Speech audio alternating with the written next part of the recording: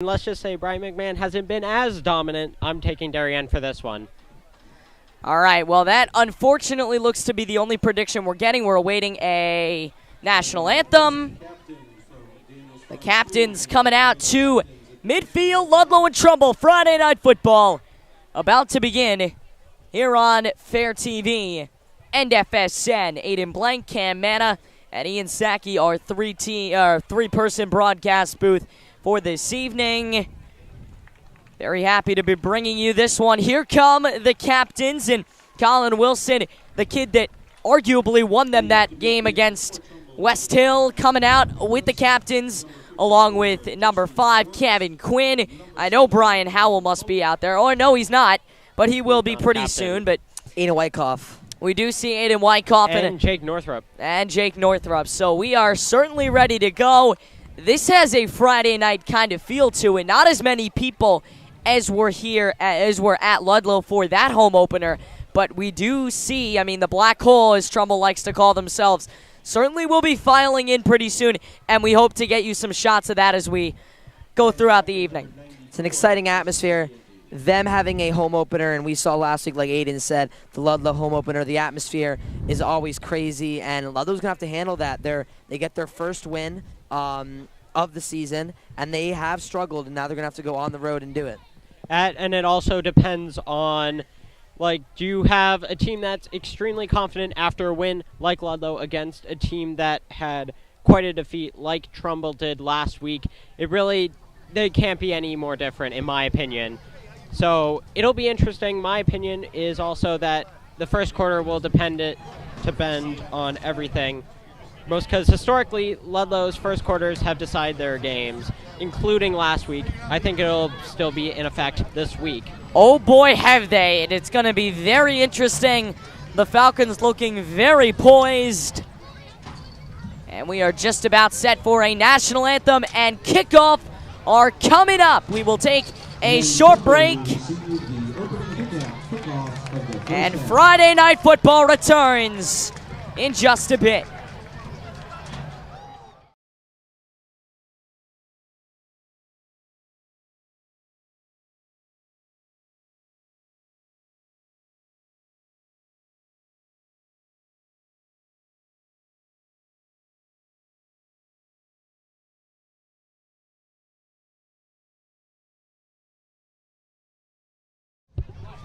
Welcome back to Friday Night Football. Aiden Blank, Cam Manna, Ian Sackey. Welcome to the NFHS Network. Live streaming over 100 games on this Friday night. We do want to give a special, we'll wait 1 second for the national anthem. As the Falcons and the Golden Eagles get ready to play, we will pause 1 sec for the national anthem and give our thoughts right before this matchup when we get back.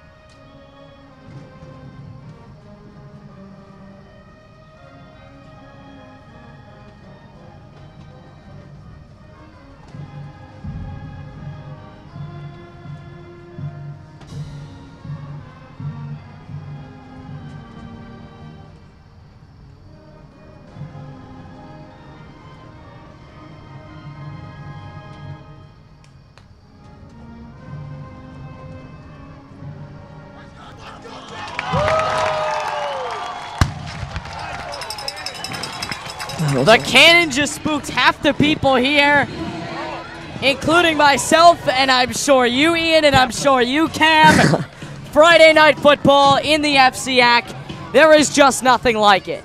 There's not. This is going to be an exciting one. And one thing I wanted to touch on before both teams take the field is Ludlowe. Last week we saw them play against a West Hill team that has not shown them any great competition. And I think the thing that Ludlowe has to do well is they have to secure the passing game. They've relied on a lot of Colin Wilson and his legs. Last game, the defense did its job, but this is going to be a different kind of animal in this Trumbull squad. Yeah, not only that, they also have to make sure that Colin Wilson will stick to the passing game, hopefully get more completions. With a 53% completion percentage, I definitely think he can improve on this one. And it really all depends on the first quarter, because historically, Ludlowe has been successful in the first quarter and have won. And when they've been down and out, they've been cold, it has always been a poor game for them. Kickoff is right around the corner, and we do want to give a quick thoughts and prayers to those, and of course the high schools that will not be playing football tonight in North Carolina because of Hurricane Florence. But we have our own high school football game to play right now. We'll touch more on that at halftime, Ian. But right now, we are ready. Kicking it off is Victor Kuna. Did not miss anything last week except for, well, I think one PAT, but Kuna's ready, everybody's ready, and Friday night football for week 2 in the FCAC is underway. Returned by the Golden Eagles, cuts back across midfield, and now goes to about the 30-yard line. That's where Trumbull starts their night with 11:53 to go in the opening quarter. And that was a solid start by Raymond Leonzi. He gets to around the 23. Solid start considering they took it at around the 10-yard line and around that area. As we have Colton Nicholas as the quarterback for Trumbull. Nicholas will step out. Not too good of a showing last week in an absolute rout. Lost to Greenwich. He'll begin his night with a man in the backfield with him. With almost all the receivers planted out on the far side, he takes the snap, hands it off, a run up the gut, and a good stop from the Falcons. We'll see if he got any gain. We're going to find out right now. No, he did not. 2nd and 10, says the referee, and that's where we start our night. First play, nothing to go on. Mars Petrasio got to take that into consideration. And she also has to take in consideration what the amount of mind games that people like Kevin Quinn are producing on defense like they did last game, and it started on the first play. Second play is a throw to the outside, incomplete. I'm liking the defense so far from Ludlowe, even though it's just 2 plays in. I think they're bringing the energy. They know they're on the road, and they know the job that they have to get done. And you have for this, it looks like it'll be 3rd down and 9, as it was incomplete due to Devin DeCoco. So they did get a yard on that first play. Now again, that same formation, a guy in the backfield, now on the near side instead of the far side. We'll see how that plays out. Okay. Working back to throw, screen across the middle. He's got some room, and that is a first down. Move it up for the Golden Eagles. A good start for Trumbull. We haven't seen too much of it yet, but I think Colton Nicholas is going to be a scary guy, not just a quarterback for this Ludlowe defense to watch, but the body type he has as a quarterback, he is the body type of a big-time running back. So anytime he gets on the ground or out of the pocket, it's going to be definitely a #1 target for Ludlowe to get him down. It's going to be 4th and 1, so they did not get the first down. They marked him short. 42 is where the ball will lie in a first quarter. That looks to be very fun. We were looking at the schedule, Cam, and we know next week's going to be one of the tougher ones coming up for Ludlowe. They have Norwalk on a Saturday as they're bringing out the chain gang to measure. They have Norwalk on a Saturday. Norwalk's got their really good quarterback. It's entirely possible that if they win that game, they could go forward. They could go to Brian McMahon with hopes of going 4-0, in which case they'd have 6 games with an opportunity. All they needed to do is win 1 out of 6. So it's going to be 4th and 1. They mark him short. Not a good start if you are the Golden Eagles. And it looks like at this point they will be going for it. I don't see any sort of change in change to the special teams. It doesn't look like they're going to be bringing out a punter as they are going to return the chains, or remeasure rather. And it still is short. Still short is the call by the referees from this evening. Big play right here for Trumbull since they're going for it. Boy, is it ever. If Ludlowe can stop them, they're in a good position on their side of the field. 4th and 1 coming up for the Golden Eagles. 10:46 to go in this opening quarter. Ludlowe and Trumbull, a battle of the birds on this game. That's Iham Arnott, the sophomore. That's going to be guarding the center. And that's where they'll go. Shotgun formation coming for the Golden Eagles. Runs it right up the middle. Gets pushed across the first down line. And that's going to be a conversion. So a 1st down and 10. Fresh set of downs coming up for the Golden Eagles. And if you're Mars Petrasio, that's what you wanted. You needed a 1st down, and that's what you got. And it's definitely a good start. A great show of power by Colton Nicholas. And it looks like they're not really changing any sort of depth as far as 11 players go. 10:31 to go. The Falcons only 3 guys up on the line, so easy blocking coming for the Trumbull O-line. It's play action, a throw across the middle and complete. Dropped at the 50-yard line, and Trumbull will get a 2nd down and 10 coming up. And that's a great hit by Ludlowe, definitely to break it up. Brian Howell, great job by him. Even though Ludlowe did move, even though Trumbull did move the chains on their first go-around, the Ludlowe defense has been flawless. Nothing able to get going in the trenches and in the secondary so far. Knock on wood, hopefully they will be for the rest of the game. They were the same way last week. Every big stop they needed, they got. Man in motion defensively, couple of guys in motion. Now they drop back. Here's a run across the middle, and it's not really much to speak of, maybe a yard or 2 gain, but regardless, it's going to be a 3rd down and relatively long coming up. And now it's a solid foot tackle by P.J. Egan, number 16 for Ludlowe. Definitely held him down. That will be the key, are the close tackles, such as what you saw in the last play. It's going to be 3rd and 10, so they won't even gain a yard. They barely got back to the line of scrimmage. Mitch Ross, again, coming into this game, he's very calm. He is not one of the yellers or screamers. He is a very calm guy, very cool, calm, and collected for most of the game. We saw him a little emotional at the end of that game. That's a pass across the middle, complete for a Trumbull 1st down just beyond the 40. About the 42-yard line is where they'll mark it. 1st and 10 coming up for the Golden Eagles. That's 2 straight conversions. Mars has got to be happy. His offense firing on all cylinders to begin this ball game. And it looked like the defender got burned on that one as Atherton outran him on that and got him wide open. Patient play right there from Colton Nicholas. Really dropped back, had all the time, but did not rush it at all. A beautiful pass up the middle. 1st and 10 coming from the 38. First quarter, 9:15 as the clock continues to tick.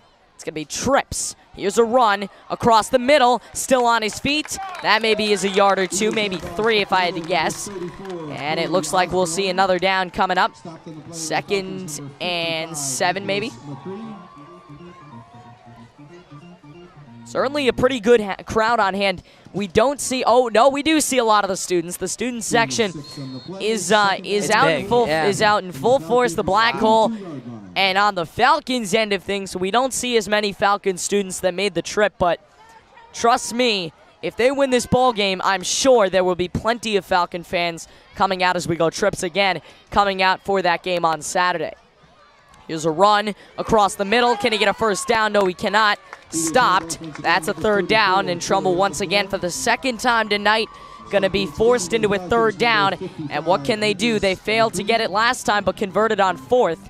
Now they face a 2nd 3rd down. This is going to be a little longer. 3rd and 4 coming up from the 3rd and 1 from the 30-yard line. Trumbull really working the run well right now. They trust their running game, and that's all relying on Corey Osborne. So it's really been him so far in their offensive scheme. They've not completed a pass yet as Trumbull's quarterback 0 for 2. That's Colton Nicholas. Drops back to pass and rolls to the near side. That's complete for a first down. His first of the night. He's 1 for 3 on passing attempts. And the Golden Eagles go into the red zone, or the yellow zone, as you might call it here in Trumbull. And they're knocking right on the end zone's door. Kind of how Ludlowe started their season opener just a week ago. And yet again, it looks like another Ludlowe defender was blown away. This time it was Kevin Quinn, as it looks like they're going to go back to trips. Trips is the call with the ball on the 19, just a yard inside the 20 and in the red zone. Handoff once more, on his feet. Now we'll get some more yardage, put him near the 15-yard line. I believe they'll mark that probably around the 16. Second down coming up for the Golden Eagles. I don't know how the Ludlowe Falcons could play this on defense. It's been a run-heavy offense, but even when they have that run-heavy offense on that big completion they had there, they work the play action. A lot of different offensive schemes right now from Coach Petrosio for Trumbull. And certainly trying to, and I'll let you finish there in a second, but he's certainly trying to mess up the Ludlowe defense, not wanting to go too heavy on one play, because that's kind of what West Hill did, trying to run the ball too much, and then they eventually, it got to a point where Ludlowe just did not let anybody get in. He's going to the end zone, and it's 7-0 Golden Eagles with 6:32 to go in the opening quarter. What a run to the outside. Got the blockers. Blocking's important. Gets it, goes to the outside, uses the speed, and now Trumbull's got that momentum on top, 6-zip. Pack it up, pack it in, let us begin. As the rain is kind of held off, we don't really expect much there, but 6-0 in the Trumbull Golden Eagles, off to a heck of a start against a team that surprised a lot of FCAC critics last week. Hunter Fitzgibbons will hold it for Ryan Cranston, and it's 7-0. Again, 6:32 remaining in this opening quarter. Trumbull 7 and Ludlowe nothing, needing something to go off of, and now we may figure out what's going on with this game in about 5 minutes or so when Colin Wilson takes the field. We're going to find out how this Falcons team is going to face adversity. This is really going to show this Falcons team, like you said, Aiden, how they're going to work with adversity on the road and their behavior, how they're going to handle this. This is an important drive. I'm excited to see what Colin Wilson and Ludlowe can do, because this is an important drive to try to get the momentum back on their side, because, like you said, the black hole, it's filling up, and it's filling up quickly. The smoke clears from the cannon, and here we go.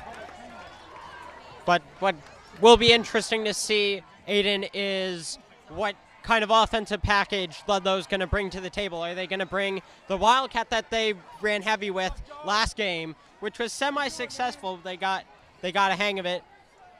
Or are they going to go with a pass with Colin Wilson going to Aiden Wyckoff, Jake Northrup, or to Brian Howell? What will they go with? It's unsure what Mitch Ross will come out with. We're going to find out. He did a lot of passing on the opening drive last week, and it ended with a Colin Wilson touchdown in the back of the end zone. Now what can we do? As Corey Osborne went to the end zone, now the Falcons will try and get there as well. Here comes a kick. This ball's getting all the way over, and it's going to be returned. Well, no, it will not. It will be out of the back of the end zone, and the Falcons start their day at the 20-yard line. Colin Wilson and that offense, like Ian said, the Wildcat is what they went from with Brian Howell and Kyle Quinn for their offensive scheme, but it would be interesting to see if they change the offensive scheme, even though it worked pretty well last week against West Hill. New Canaan's already out to a 7-0 lead with 7:32 to go in the first quarter against Danbury. That's not a game we were paying much attention to. Not at all. We were talking, there's a lot of games in the FCAC that are not going to end up being very good this week. In fact, Ludlowe Trumbull, in some opinions, as there's a completion on the first down, could end up being the best game of the week in the FCAC should some of those other games turn into blowouts. And it looks like the start there was a short pass to number 4, Brian Howell. And hopefully, and it looks like they'll put Colin Wilson in the wideout position.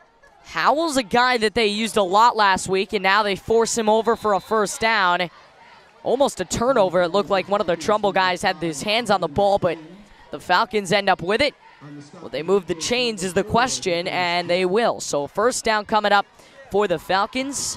2 plays and a conversion. That's how you want to compete with an offense like Mars Petrasio's, where he's throwing everything at you, and you really have to expect that he will score on every possession tonight, and it's going to turn into a shootout. And that was the Wildcat formation with Kyle Quinn, so they run it once in their first 2 plays. Quinn back to pass, running. That's the play they used to score him last week. He's actually going to lose yardage. Second down and at least 10 coming up for the Falcons. That was a very tough play, and not something you want to try too much if the Trumbull D is going to make plays like that. Big play by the defense, and the D-line working really well, getting to Colin Wilson in a hurry, and hopefully they keep doing that as the Wildcat formation comes again. We see a lot, almost the entire town of Trumbull, it feels like, as there's another stop. It's going to be second down, and it was 2nd and 13, so now it's going to be 3rd and 13. And it looks like they're just going to keep on using the Wildcat, which, may I remind you, West Hill got a hold of after 5 minutes in the first quarter. So maybe an old dog can learn new tricks, or it could stay the same for the rest of the quarter. Now, don't get us wrong. The Wildcat is certainly something that worked for them, especially to surprise West Hill on the first play of the game. But it's not something you want to base a drive around, especially if you don't have Colin Wilson in the backfield, which they will most of the time. But he'll roll out, has to let it go, and he's gonna. It's caught by Northrop. A nasty hit by one of the Trumbull defenders. They have put themselves at a 4th down, and I think they're going to call it 4th and 13. Here comes the punt unit. We'll find out in just a second if they plan on going for it. And they are going to be bringing out the special teams to punt the ball away, as number 22 for the Eagles, which is Daniel Arganese, will be returning it. Punting it will be number 47, Victor Kuna, who is a good kicker. Kicker, punter He has combo. certainly given him good starts to the game. And, of course, having a good kicker is just as important as having a good quarterback. You want to start the game off right, and every game starts with a kicker. This ball almost blocked, but punt. End over end and it was almost dropped. Here he goes, splitting a couple of defenders, almost to midfield before he's forced back just before the 50-yard line. And 3:34 to go. The Golden Eagles have a chance to go up 2 possessions. Boy, would that be fun. And also, Cam, I got good news for you. Staples taking on Wilson. Staples is up 7-0 with a touchdown from Jake Thaw to Kevin Raybacks. Oh, boy, is that good news, Cam. Jake Thaw, probably a top 3 quarterback in the FCAC right now, and then you have one of the best punt returners in the FCAC, Kevin Raybacks, with game-taking speed, so not surprised. If Staples wins this, 2-0 is where they go. That's quite a saying there. Top 3 in the FCAC. That is quite a statement. They're playing a very good Wilton team, just a Wilton team that's kind of in the middle of a rebuild and could be in for a head coaching change pretty soon, and it's a team that is not what they're used to. That's a run, still on his feet, almost made a break for the end zone, but stopped just about the 45-yard line, so he goes from a 40 to a 45, and a good run coming up for the Golden Eagles. It's going to be 2nd down and short. That was a good run by Osborne on that play, and it looked like Aiden Wyckoff, his head popped off on that tackle. 2nd down and 4 for the Eagles. Wyckoff also a lacrosse player, so you know he's definitely into a hard-hitting sport. He's a super tough guy. He jumped the line there, and you knew it just as soon as he did it, and we'll find out who it was, but whoever it was, he knew it as soon as he did. It was Northrop. He tried to jump a little early. They did get West Hill to jump on one of those last week, and they got a big penalty out of it that could have been a game changer, but at this point, I mean, he knew exactly when he did it. That's going to be an automatic first down coming up. So really in a spot where they could have made a stop and they could have maybe forced Trumbull to give the football back, they now have to go the other way. Ian did say it earlier. Ludlowe has a defense that plays a lot of mind games with the offensive line, and that's really Kyle Quinn and Jacob Northup. who was offsides right there.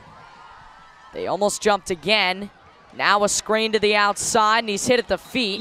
So nothing gaining there, and you think after seeing that play, maybe if they had not committed that penalty, they could have stopped him, got a turnover, and maybe tied this game up before the end of the first. But it's those little penalties that could end up costing you the quarter, the half, and possibly the game. Those penalties definitely hurt, but a great job by Kevin Quinn and Brian Howell, respectively. Kevin Quinn taking down the quarterback. It was close. He almost had a sack there. And Brian Howell stopping the receiver immediately after he caught the ball. That is definitely one of the keys for Ludlowe, is stopping the Trumbull offense immediately. Trumbull fans continuing to file in. Now he's going down the sideline. That ball is caught near the end zone, but not quite in it. Pushed out around the 5. And get ready for this Golden Eagles fan crowd to lose it in about 2 seconds. And it looked like Kevin Quinn was burned yet again. It looks like a weak spot. He's not having the best first quarter so far. Hopefully he can rebound later on in the game. If you gotta do one-on-one coverage, that's where you want to put it. Putting the Golden Eagles and their best wide receivers running down the sidelines against a team from Ludlowe that is certainly more conditioned, but not as conditioned as their wide receivers, as now they line up just along the 10-yard line. I believe it is on the 10. 1st and 10 from the 10. First quarter, still a minute 43 remaining, and the Golden Eagles up by a touchdown after scoring on their first drive of the home season. Here's a run up the middle, forces himself through, and that pile's moving all the way back. We'll see where they officially spot it, but should be somewhere just after the 10, and should be somewhere around 2nd and 8, 2nd and 7, something like that. Yeah, around 2 or 3 yards. And on the play, Riley Simpson came down with an injury. It looks like in a lot of agony on the sideline right now. So that'll be something to watch out for. But Trumbull, on the other hand, has had a great drive, great throw by Colton Nicholas, and now let's see if they punch in it again to the running back. Lining up along the 8. 2nd and 8 coming from the 8. First quarter, and we're inside a minute to play. It's a little bit of trips and a little bit of play action, and that is incomplete. Looking for the end zone with 50.7 seconds to go.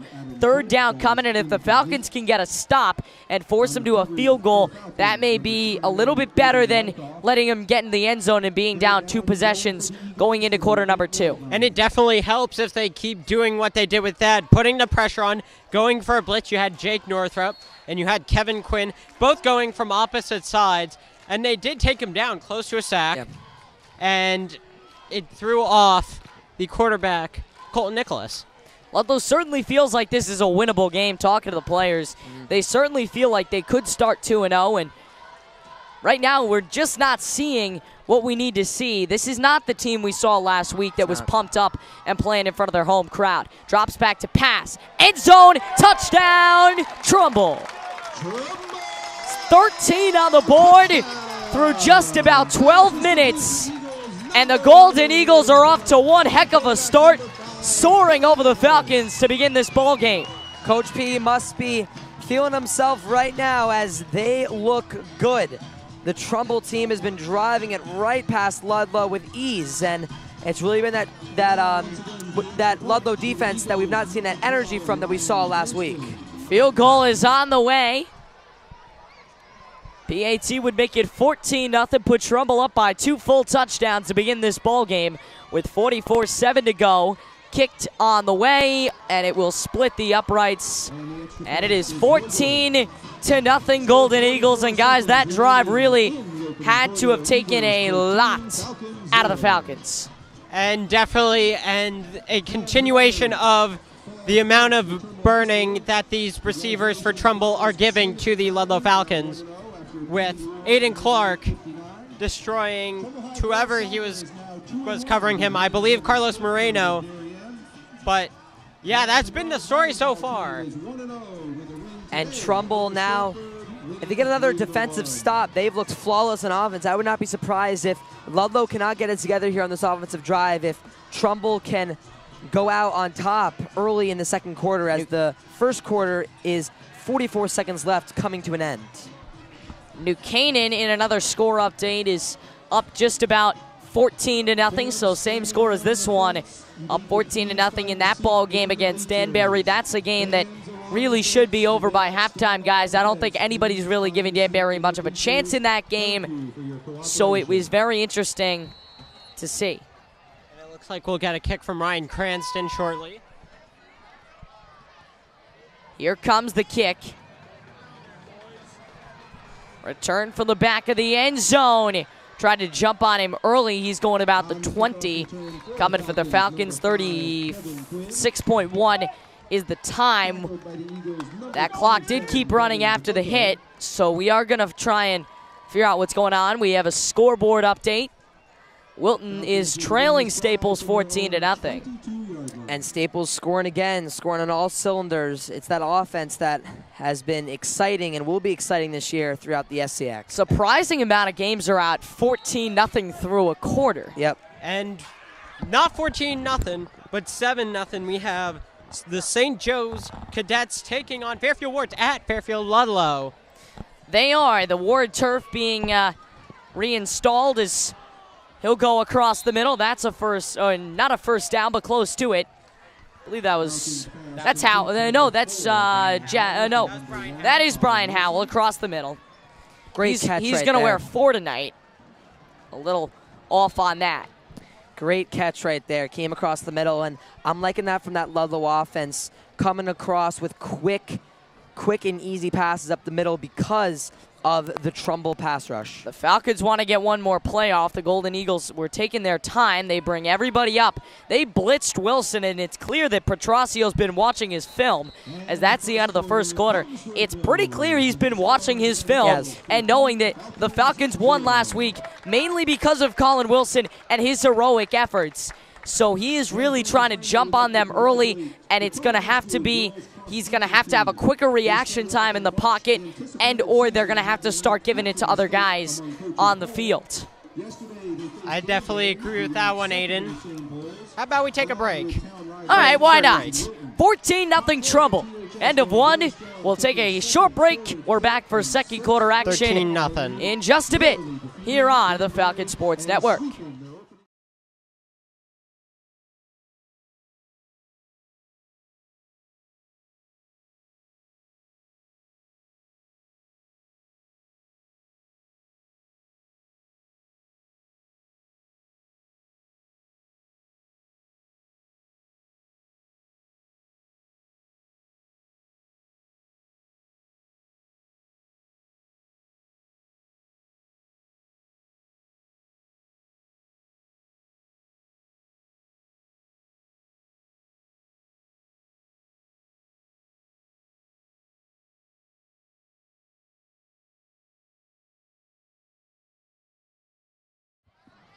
Welcome back to Trumbull High School. It's the Golden Eagles and the Falcons, the Battle of the Birds, coming up.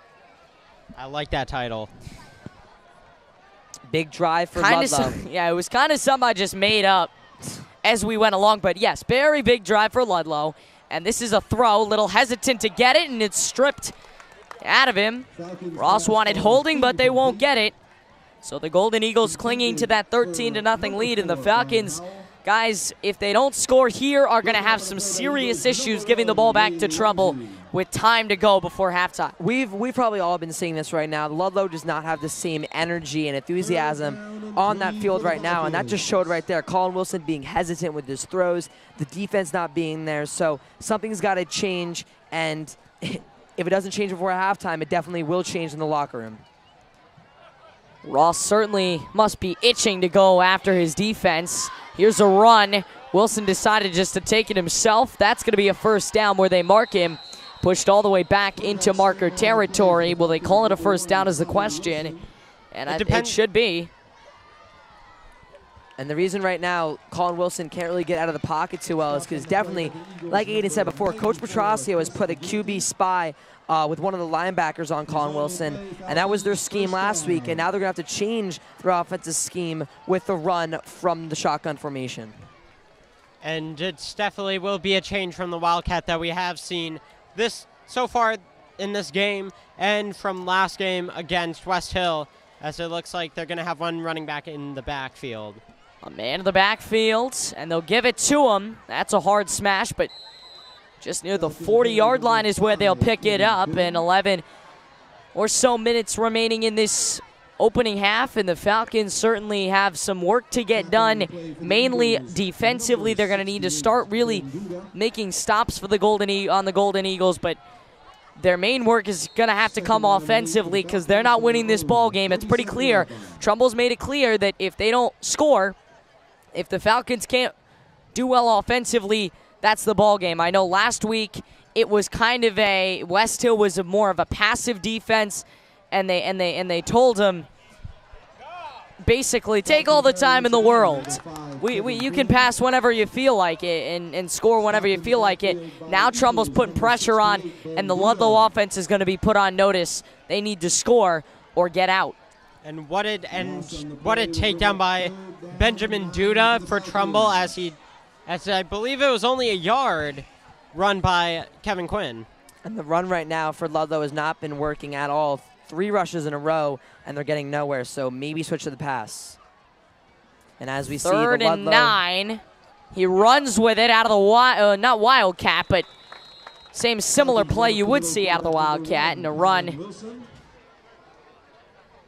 Stopped by the Eagles, number 4, Nicholas. And it looked like he was stopped. Looks like a 4th and 8. And they'll bring out the special teams. Tell him to get the Ludlowe section across the way.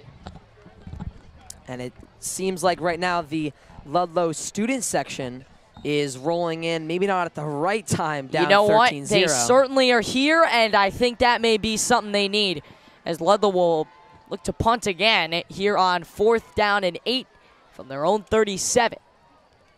And still second quarter is Ludlowe will try and get it away. And what it looks like, if we will shortly get a view from the Ludlowe student section, but it's a whiteout as Kuna drops it and tries to the ball. It was blocked, or at least got a finger to it. This ball's rolling down, and it's finally going to be touched just about the 40-yard line, and it looks like one of the that may be a penalty. The referees may need to confer there. That was Vincent DeLeo came on after the ball was called and touched. They're lucky that wasn't a hit after the play, because I believe that was Northrop that touched it. Northrop, not a guy you want to agitate to begin with. No. And back-to-back punts from Fairfield Ludlowe that have almost been blocked from Victor Kuna. And that really is not his fault. That's the offensive line that's trying to block him. And right there, that could have been costly field position if it was blocked. You see the Ludlowe student section. We'll get more of them coming up at halftime. Back to throw. A little bit of play action. Throws to the outside. That ball is caught. And a 3rd and probably 1 or maybe a half a yard even coming up for the Golden Eagles. And I think we were mentioning... Oh, no, it was incomplete. Excuse us. It was incomplete. It looked to me, I don't know about you, Cam, it looked like it was complete. But I guess maybe after the play he dropped the football. But even then, it's still considered a fumble and recoverable. Not. Yeah, it's definitely close when we couldn't get it from the angle that we were shooting from. But you know what? We'll take it. 2nd and 10 coming up from the 40. Golden Eagles needing something. Anything to work with.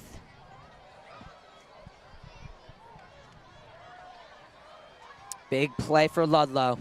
Drops back to pass again. This time it is going to be complete over the middle, dragging almost the entire Ludlowe defense down with them. 1st down coming up for Trumbull. That's something we've seen a lot tonight, the conversions, and Trumbull's really not put up with anything from Ludlowe. Ludlowe is just, Trumbull's had their way basically tonight. And from what it looks like, Nicholas is throwing to Kyle Atherton. It looks like he's their top target on offense tonight. And Mitchell Ross for Ludlowe, the head coach, does not want to be seeing this right now as they're getting torched on the defensive side. Here's a run up the middle. What a stop! May have lost some yards there. That was the combination of Kevin Quinn and Iham Arnott. The sophomore and the senior working together to get it done. for the Eagles. Mitch Ross, as bad as the defense has been in this first half, you know what?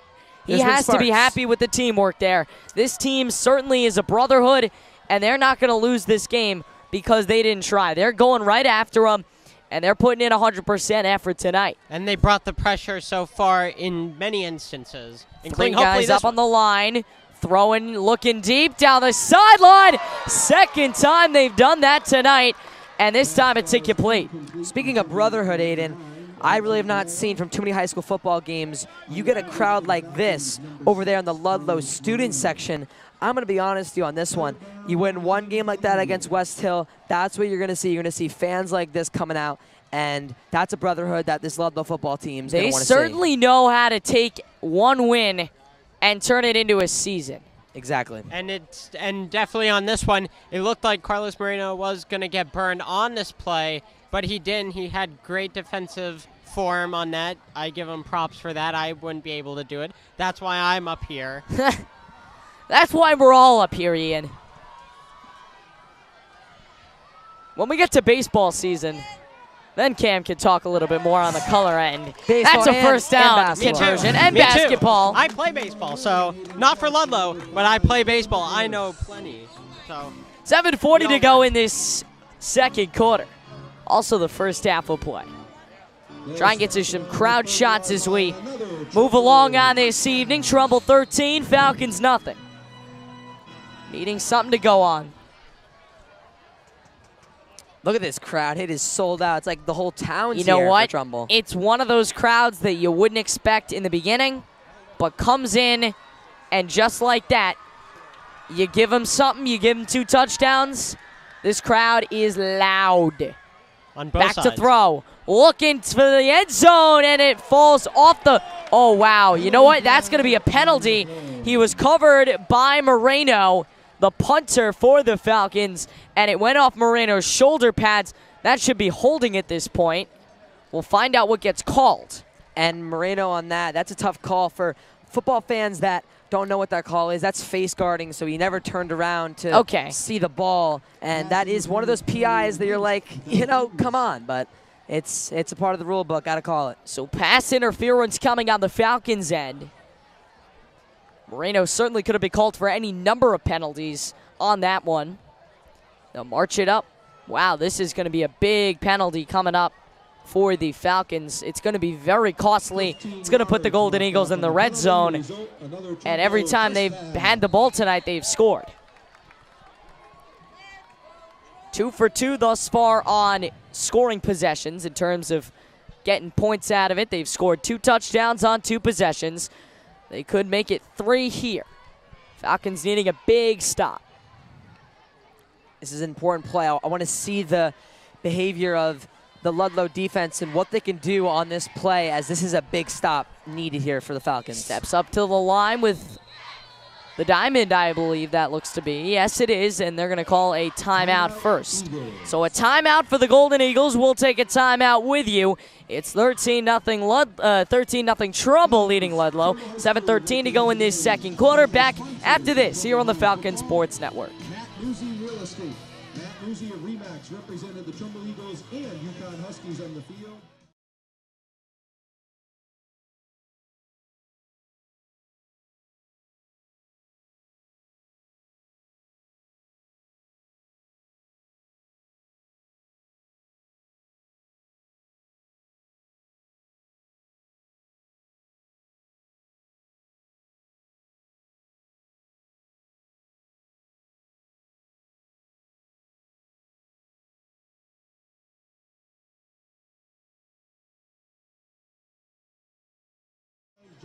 Back on the Falcon Sports Network, Aiden Blank, Cam Mena, Ian Saki, the A-team with you.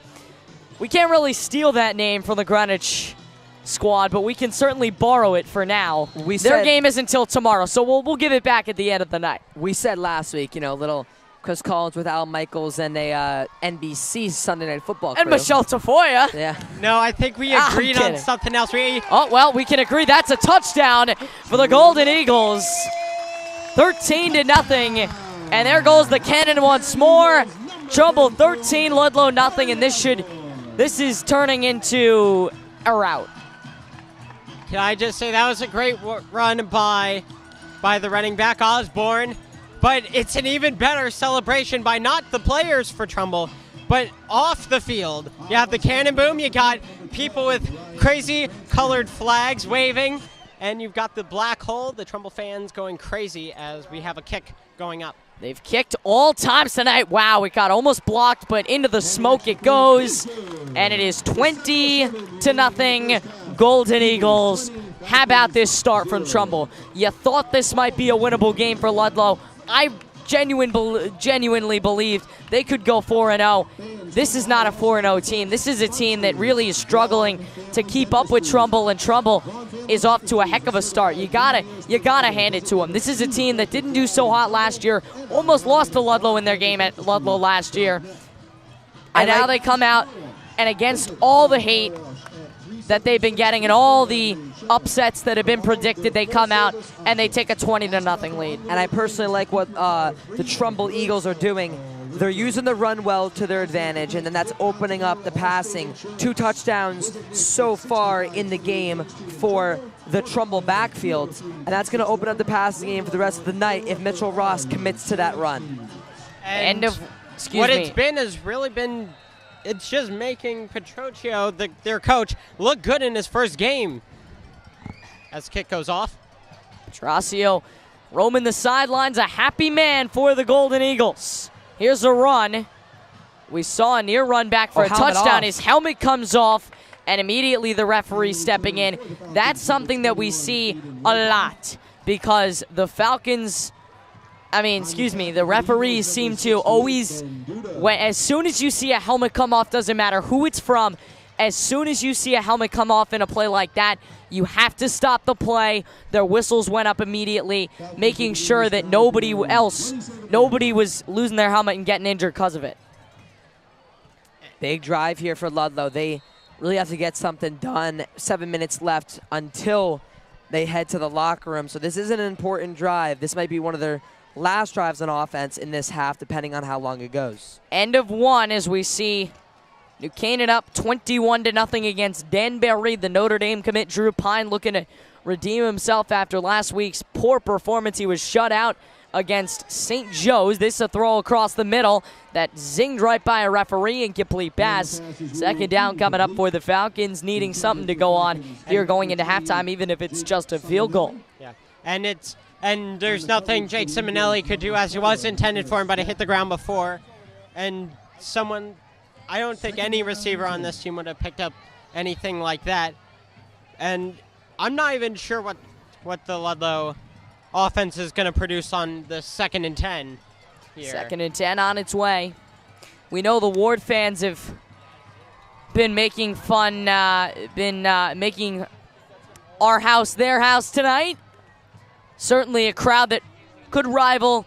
Could rival. So their field is still getting redone. Their turf is being redone. We had the same kind of issue a few years ago. As he'll roll and throw, and if he had put it a little bit more in bounds, that could have been a first down coming up for the Falcons. But we do have a flag on the field. Who knows? It could be roughing the passer, but it's right near the line of scrimmage. So that could be holding. That's the main difference between this week's team and last week's team. The Falcons last week, I genuinely think a play like that, he could have thrown a bullet, and they could have turned that into a real big game, if not a touchdown. The Falcons this week just don't seem to have it in them, and they're certainly suffering because of it. They are, and that's the energy. The number one thing you got to see out of a football team, especially going on the road, you have to bring the energy. You cannot get deflated from the opposing crowd, and that's what Ludlowe has been doing. They have been doing what you should not be doing on the road.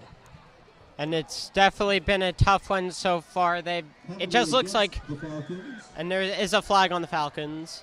A flag's moving us back. It looks like it'll be a hold. That's the only thing I could think of. To make matters worse, we're moving it back. The Falcons, an already suffering squad from the Falcons, now has to move it back, and this is where you start to wonder how long this is going to take. The Golden Eagles already up 20. Could turn that into 27, even 34 before halftime.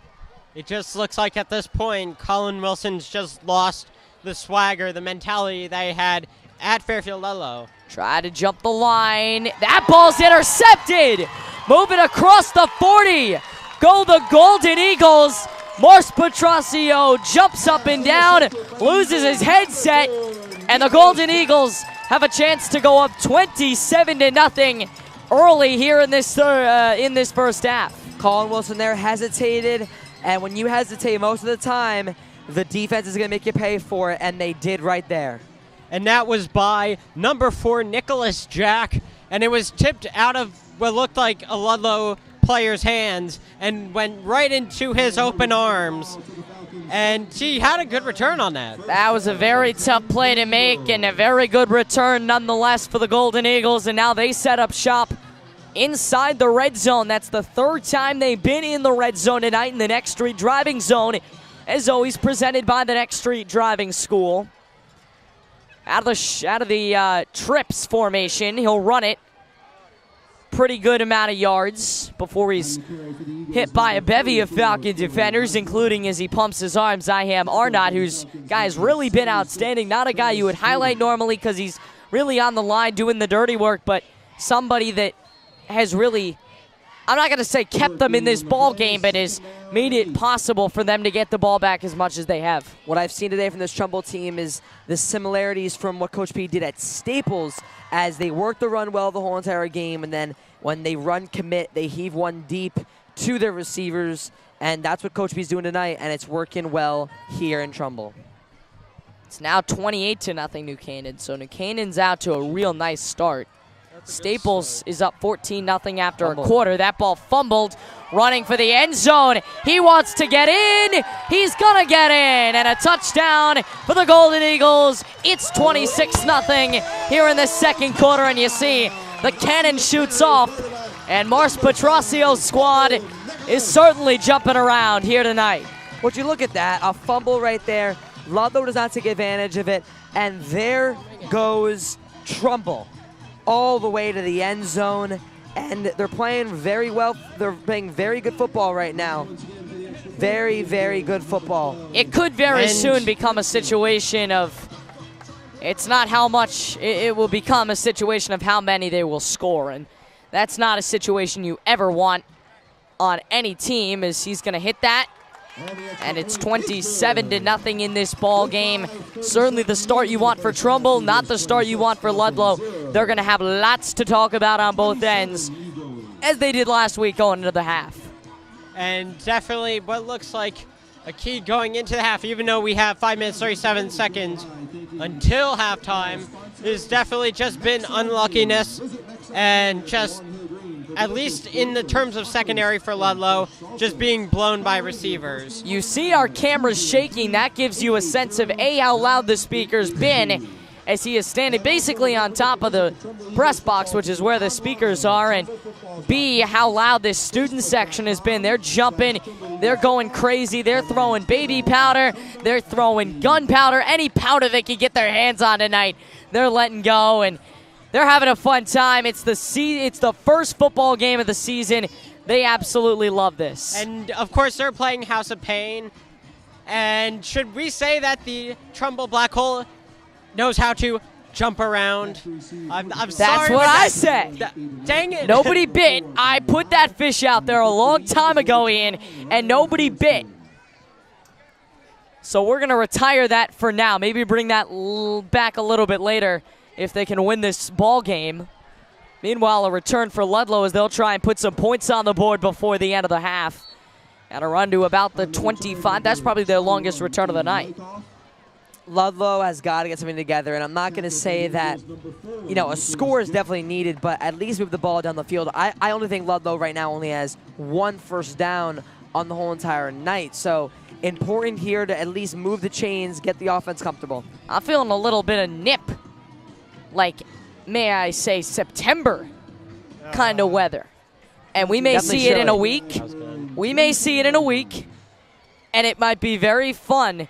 It's certainly gotten colder. At kickoff, it was kind of the weather you would expect on the first day of school, maybe, but now it has really dropped, maybe 5-10 degrees in the last hour or so that we've been here. This is the kind of weather you're going to be considering warm in a couple of weeks once we start doing October football. Definitely, and this is what fall football is. This is what you get excited about. Friday night lights, the energy, the weather, everything's here for you. It is on full stand. Rocky Hill defeats E.O. Smith 2-1 in boys soccer. Not to take away from the football of Friday night, but or the other Ludlowe sports that happen. I know there was a boys soccer game. We will cover that at halftime. Along with, we'll even currently talk about St. Joe's. They're currently being Ward 21-6 in the Ludlowe house. There's a run. Still on his feet. Hasn't passed the line of scrimmage. That ball was almost intercepted. Oh, how close they came to another interception and an almost disastrous outcome for the Falcon offense. And it was the same guy, Nicholas Jack. This time, he had a lot of luck on that first one. It probably was also a little more skill than luck. This time, just couldn't get it in his chest. But just unlucky for him. But it is 3rd down and 10. Coming up at halftime, we will talk with Ian, our man, and he'll give you some score updates. We'll also play you some highlights from a girls' soccer broadcast we did earlier this week. Certainly hope to get the girls on soon, and the Falcons certainly wanting to get something going right now. Back to throw. Pressure on its way. That ball was almost intercepted. Ended up in the hands of a Trumbull defender, but after hitting the turf first. So that's going to bring up 4th down and 10 and another punt. They have not had a drive where they did not punt. It looked like a screen on that play. The offensive line collapsed, and it was supposed to go to Kyle Quinn, but Colin Wilson back there does not look comfortable. And yes, you could put it on the offensive line, but Wilson has just not got time or comfortable back there in the pocket. As we go through, and I'll let you get in here in a minute, Ian, we do want to announce that Bill Mrokwa has, I can't say that, Mrokwa has retired as the Cheshire baseball coach. He got them to the state finals and won the state championship. Exactly, they won the state championship, knocking off a heavily favored Fairfield Prep team.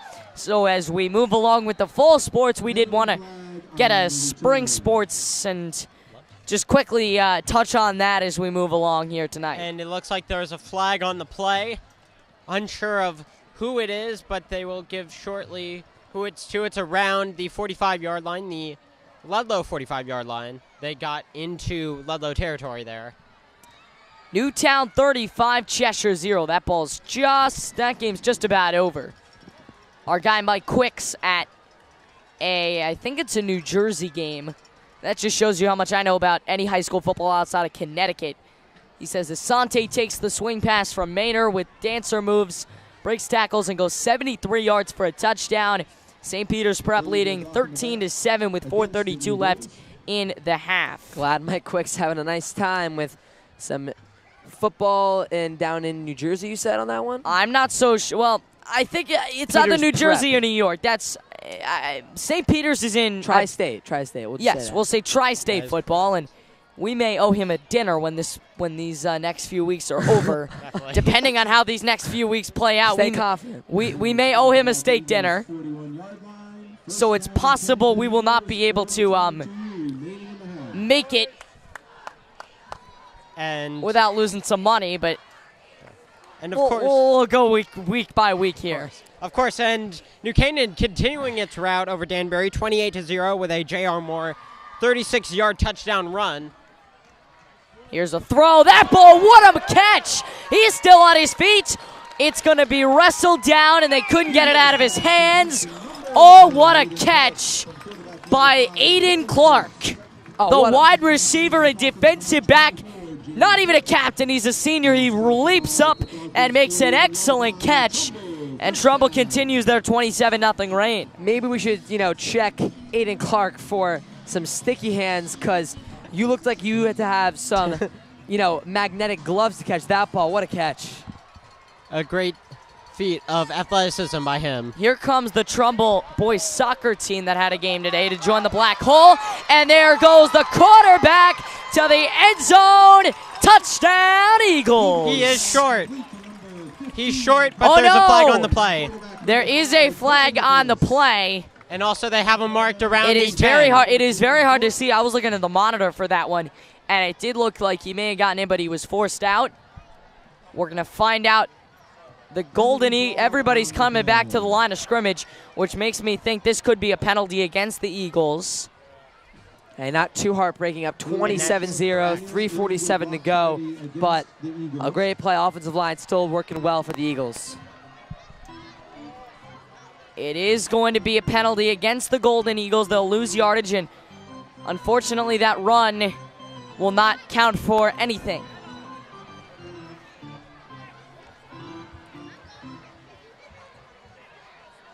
And the Falcons' nest has certainly been quieted by the black hole. One might say the black hole has swallowed the Falcons' nest. That's why it's called the black hole. Depending on how you look at it, man. That's why it's called the black hole. It'll take you up as we have a shot from the Falcons' nest, which also has a flag. We can't get a view of it, but Trumbull has their own flag. It looks like they're competing for who has the better flag. It's a tough competition now. Well, as far as who has the better football, Trumbull seems to be unparalleled. Here's the throw down the sideline. Same guy. Clark on his feet and out of bounds inside the red zone. A huge run for the Golden Eagles. Hey, last time we said check him for sticky hands. Check him for some sticky feet, keeping his feet in bounds. Unbelievable. What a play. That's the footwork you like to see. I thought he might be able to break free and go to the end zone. He just barely stumbled out, and the Golden Eagles going to milk this ball probably, run it a couple of times. It's 1st and 10 on your opposing 12. There's so much you can do in this ball game as the band begins to line up, already preparing for a touchdown to come. The Golden Eagles, this hasn't even been a game, and it's so unfortunate after what happened last week and so much expectation around the school as he's going to try and get to the end zone, but he's pushed out before that. A couple of yards gained, but at this point, I mean, there was so much hype and expectation coming into this week. There was a genuine belief around the school that they could start 2-0, and you don't see that a lot with a team like Ludlowe, but they will certainly get a chance. I mean, if I had to predict, I think they go 1-2. I think they could beat McMahon and start this season 500 over 4 games. That's a season I want to be a part of. And we'll definitely pay attention to those. We will be in Fairfield for Norwalk, and we will be at Norwalk for McMahon. That's going to be a fun game. Definitely. That's going to be a very fun game, as it was last year, because there's 2 teams, as he swallowed up in the backfield. There's 2 teams that really have a lot to prove. McMahon has the new coach. Ludlow's got a second-year coach. It's 2 very similar teams that have not done too well trying to get a program going, and it's going to be very interesting because we could see another version of Ludlowe-Westoe coming up, and Mitch Ross certainly wants that to happen. I'm not going to say anything, but to be honest, with this Ludlowe team, there are high hopes around them, and they played good football last week, but if they cannot get this together in the locker room at halftime, I can't believe in a football team like this to go 500 as they go offside. You're seeing them against a real team. You are. They don't play many real teams this season. They certainly play some winnable games. We'll put it that way. Or the McMahon game, either of those games are against teams that are closer to Ludlow's level of football. Right. This Trumbull team, Trumbull, New Canaan, Greenwich, I think the Norwalk game could end up being a blowout, especially if their defense plays the way they have tonight. Yep. Because Kyle Gordon is just such a good quarterback. He's going to murder you if you play defense like that. It shouldn't even be close. And look at this over here in the student section for Trumbull, just throwing powder in the air. All excitement. Hey, it's the equivalent to a mosh pit at any sort of rap, rock and roll, hip-hop concert, whatever genre of music you enjoy. But it's definitely crazy. Black Hole has always been competitive with the Rune Reports student section contest. Here's a run to the outside. He's swallowed, so a big stop for the Falcons. Liking what they're doing here. 1:20 to go. If they can get a goal line stand and hold it to a field goal, that could be a bit more important than you think. 30-0. It's not terrible. I mean, the Falcons certainly have come back from worse. Or at But- least attempted to come back from worse. But at this point, it may just seem like possible. Like it seems like so many similarities to past seasons, where they just lose where the wheels fall off the bus immediately when the game starts, and they have no chance of being competitive.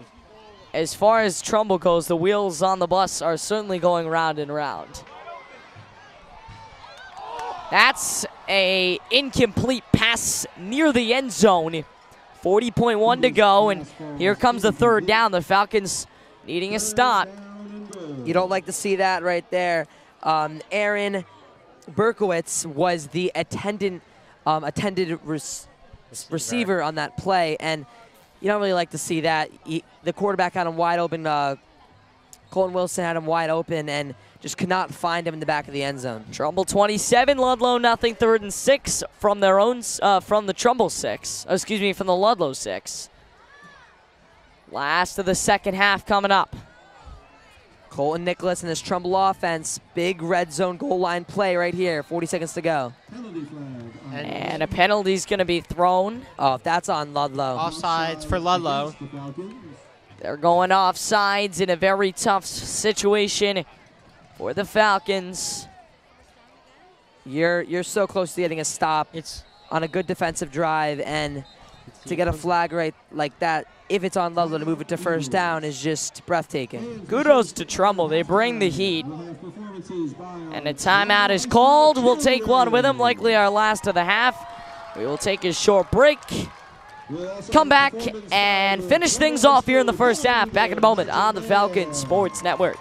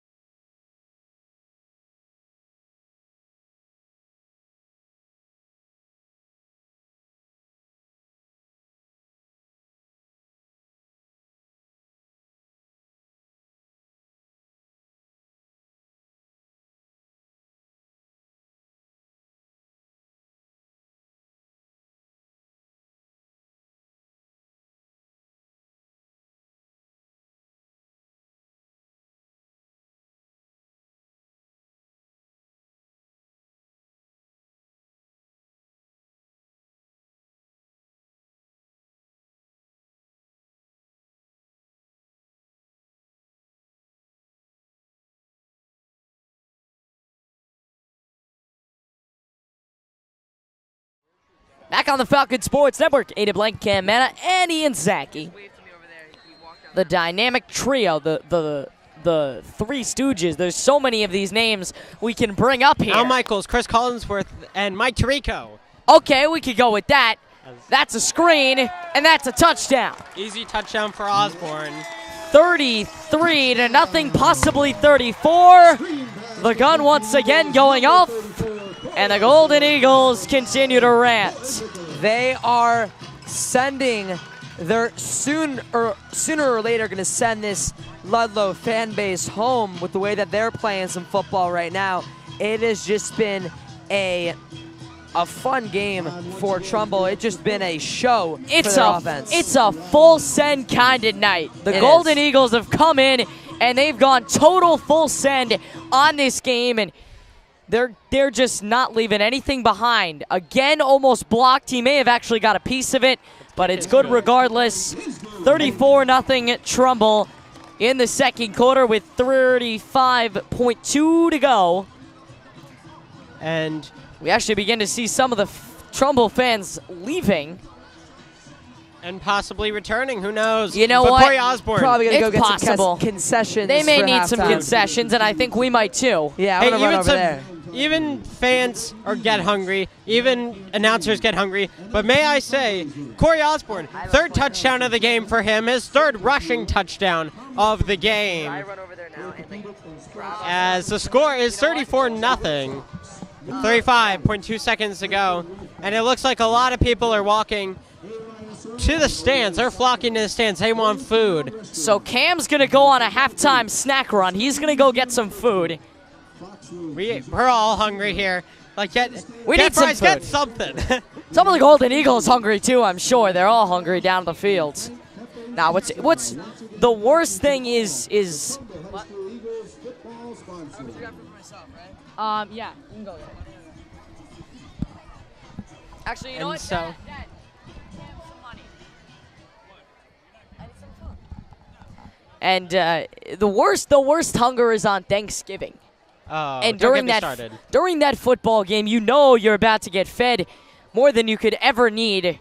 You're about to get more food than you could ever wish for. But it's not just that. It's Fries. cold as we get a kickoff going. It's a Please. squib kick. Quite an interesting move on their part. Well, they want to run down the clock. There's a run. He's got blocking and finally hit around the 30-yard line. But yeah, the And Thanksgiving football game when Ward plays Ludlow, it's at Ward this year. We're going to be dying by the end of that game, Yeah. knowing that food is just right around the corner, and we're gonna have a very it's Thanksgiving, and I don't want to get too far into it, but it's gonna be a fun day. We're gonna have a tailgate show, probably an hour-long tailgate show. Before then, who knows? But the worst part about it is not just the hunger, it's the cold. Okay? You know what? We're going to be gotta bundled prepare. up like we've never been bundled before. Love that. You may not even be able to see our faces down on the sidelines for that ball game, but But we'll find a way. We always find a way. You know what? As we'll talk to Seth Fry. We'll try and get some heaters up in the booth maybe. And here's a screen to the outside, and he drops the football. That ball bounced right back into his hands. Tough start. Tough incompletion. Kevin Quinn, the intended receiver, on the screen, couldn't quite deal with it. It's not cold, but it's sort of a brisk kind of air. I'll try and get an official temperature reading in just a bit. right now, I saw it's around 71 degrees. And right here, I believe, I'm not even sure if we're seeing clouds, but I saw it cloudy today on the forecast. It was 77 when this game started. It's gone down a little bit. There certainly don't seem to be a ton of clouds. Definitely not. Maybe one or We get two. a screen. Here's a run. Outside. Still on his feet. Did he get a first down? And it looks like a Maybe first he down. might have. I believe that's a first down for Colin Fleming. He might have got a first down. On the play by the Eagles, number 27, Devin DeCoco. As we have 11 seconds remaining in this first half. Timeout, Falcons. And we do get a timeout, this time by Ludlowe. And let's go to a couple games outside of Trumbull, Connecticut. We have currently Ridgefield winning 21-0 in Tiger Hollow Stadium, taking on the Stamford Black Knights. Always a great one there. It was 28-0. New Canaan currently defeating the Danbury Hatters. And I'm looking for a whole bunch of games. I want to see St. Joe's and Ward. I want to see that game. Let's find the score of that one, as it is still 21-6 in the first half. It's now 21-0 Staples over Wilton. And finally, The Black Hole looking for some food to fill their black hole. we have the Staples Wilton 21-0. Staples currently defeating Wilton in Staples and Westport, Connecticut. It's So yeah, currently we got a bunch of games along with this one. We can't really find a Brian McMahon score, but we will at some point. And it is 69 degrees. Oh, I you was- beat me to it. As 69 degrees. Wyckoff gets the ball. This is a run. On his feet. Flag thrown. Tearing down the sideline, had to dodge a referee. That could be interference. Still on his feet to inside the 35. Move those chains up as we end the But first we do half. have a flag. Not that it will matter. The Falcons We do have a flag. ready to walk off the field. Coach P had his troops ready to go. This may end up being some time added on the clock. Possibly. It depends on who the flag is on. If it's on the... And it looks like it will be on the offense. It looks like a hold, so I believe that'll end the quarter. And that will do it. The Golden Eagles soaring over the Fairfield Ludlowe Falcons in this opening half. It is 34-0. Wow. All you can say is wow in this point. An unbelievable game. And this is just insane. What we have for you now, we're going to show you some highlights from the girls' soccer game earlier in the week, and then we'll take you to a short commercial break, and then our man Ian Sackey will be back for halftime, and then we'll have half number 2. It's halftime here on the Falcon Sports Network. Here's some highlights from Ludlowe and Brian McMahon girls soccer.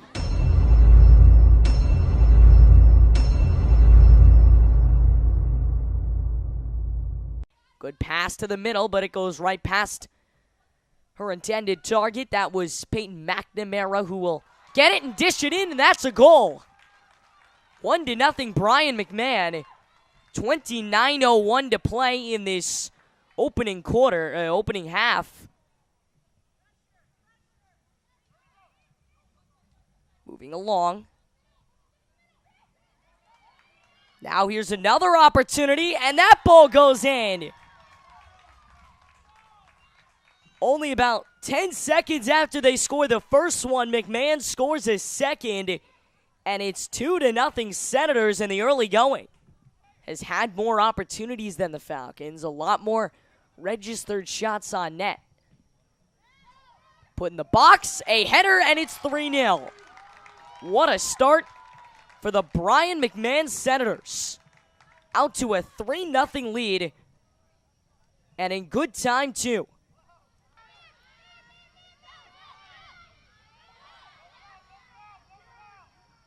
Chipped in front, not wanting to give it up.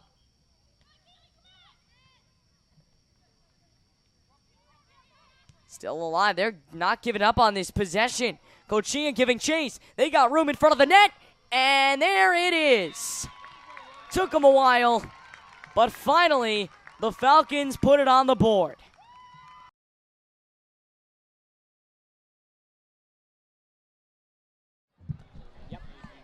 And welcome back here.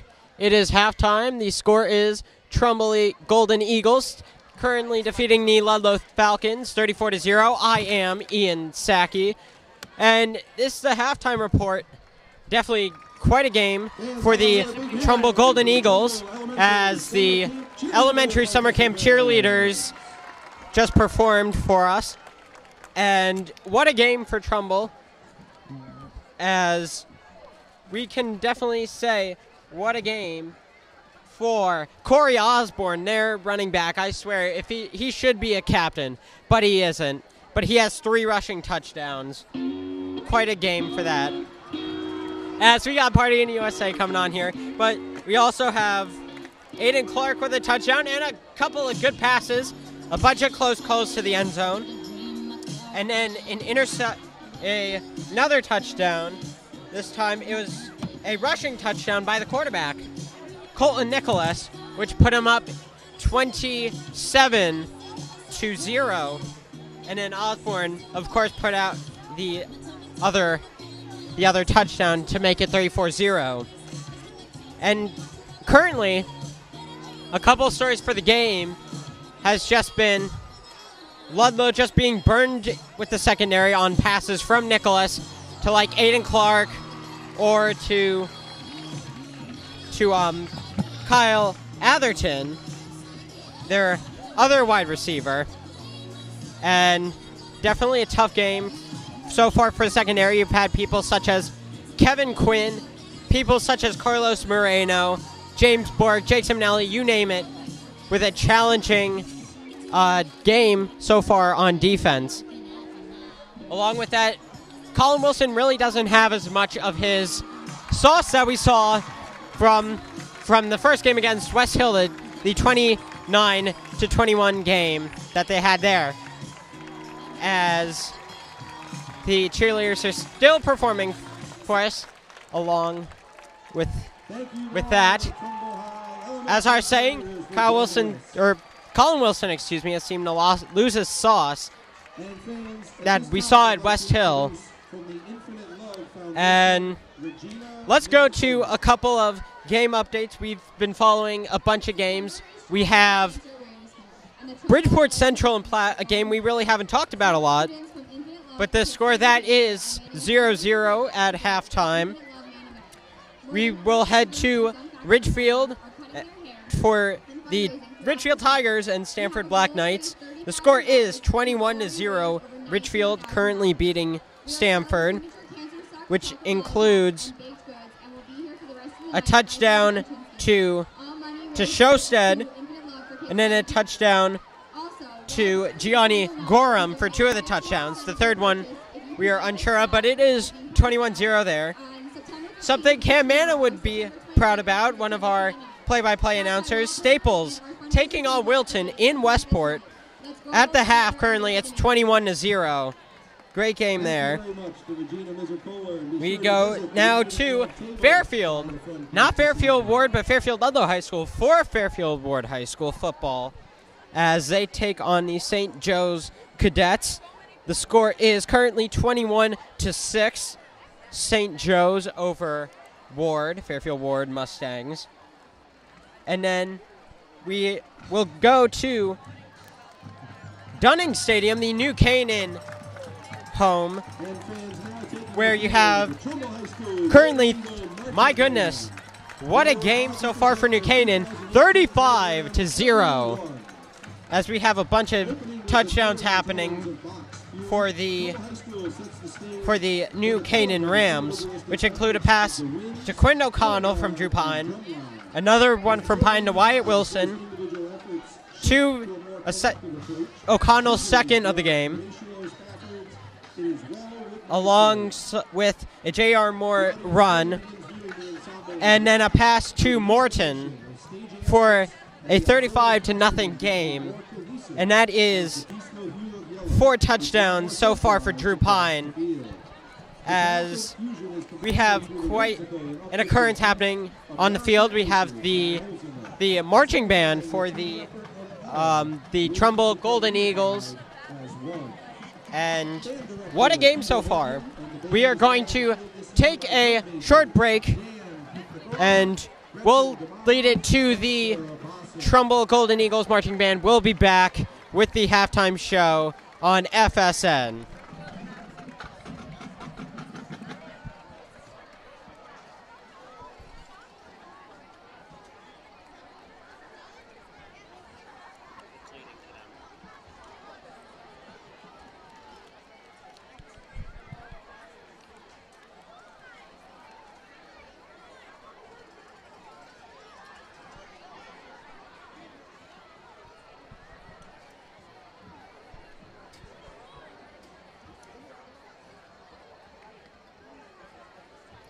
Mind if you talk a little on the game also, because I'm going to go back in a sec.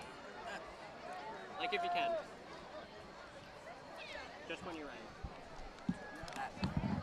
1 sec. In 7 if you can. You want me to lead in? No, I got it. Yeah. And welcome back here to the halftime show here. We have a 34-0 score. Trumbull Golden Eagles currently defeating the Fairfield Ludlowe Falcons. And alongside with me is one of the play-by-play announcers. He will do play-by-play for the second half, I presume. We have Cam Manna. Cam, you were out here. I was out here. Aiden Blank, who is currently getting food. We are all hungry, but he is extremely hungry. But anyways, we were all watching the game. What is your take on it, including the likes of Colton Nicholas and Corey Osborne? Well, the Trumbull side, I would have to say that they've come out here in front of their home crowd and they've done what they've needed to do in their home opener. Coach P, first home game as the head coach for his dream job, and they've gone out. The offensive line has worked well. Colton Nicholas at quarterback has been throwing darts to his receivers, so they've done a great job with that. And on the other side on the field is the Fairfield Ludlowe Falcons, and they really have not brought the energy that they showed last week against West Hill. They've not come out here and played the brand of football that we thought that they would come with on the road. And of course, we have what looks like has seemed to be just Colin Wilson, who just lost the game he had. He can't seem to get connections to people like Aiden Wyckoff, like Jake Northrup, and like Aiden Wyckoff.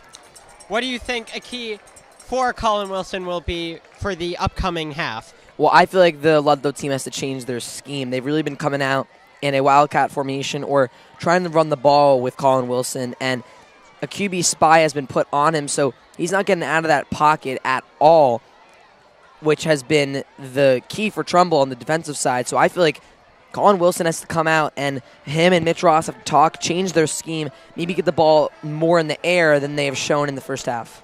And thank you for that, Cam. And we have a score for Darien and McMahon. It is 0-0. Definitely. We are getting word that the score has changed. We are unsure of, at this point, what the score. And it is NFA and Prep 24-6. Prep currently beating Norwich Free Academy with 3 minutes to play in the half. And I don't have a score, but and Platt Tech taking on Bridgeport Central, still 0-0. I ain't got nothing.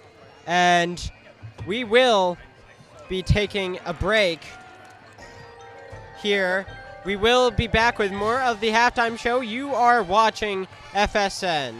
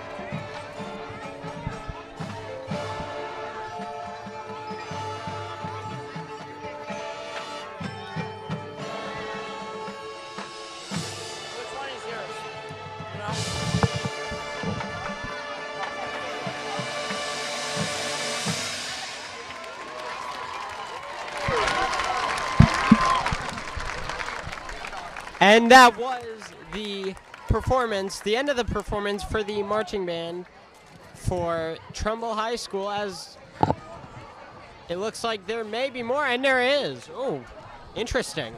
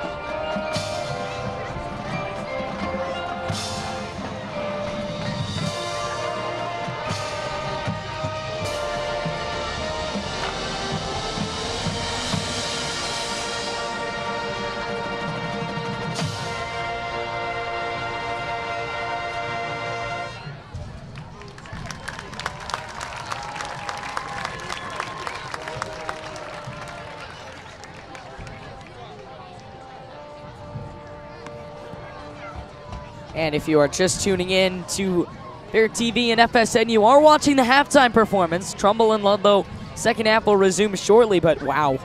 What an excellent performance this has been. Aiden Blank, Cam Mana, Ian Saki. We'll bring you right back to the halftime performance here.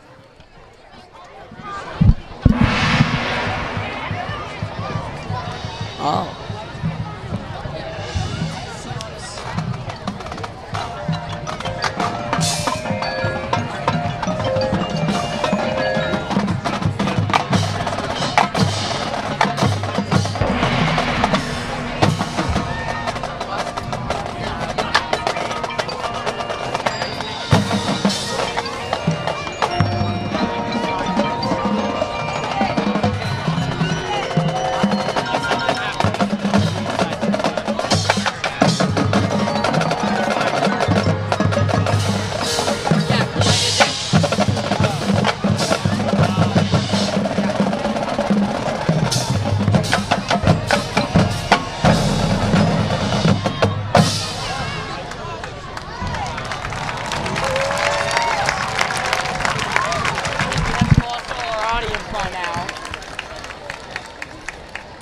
Awesome.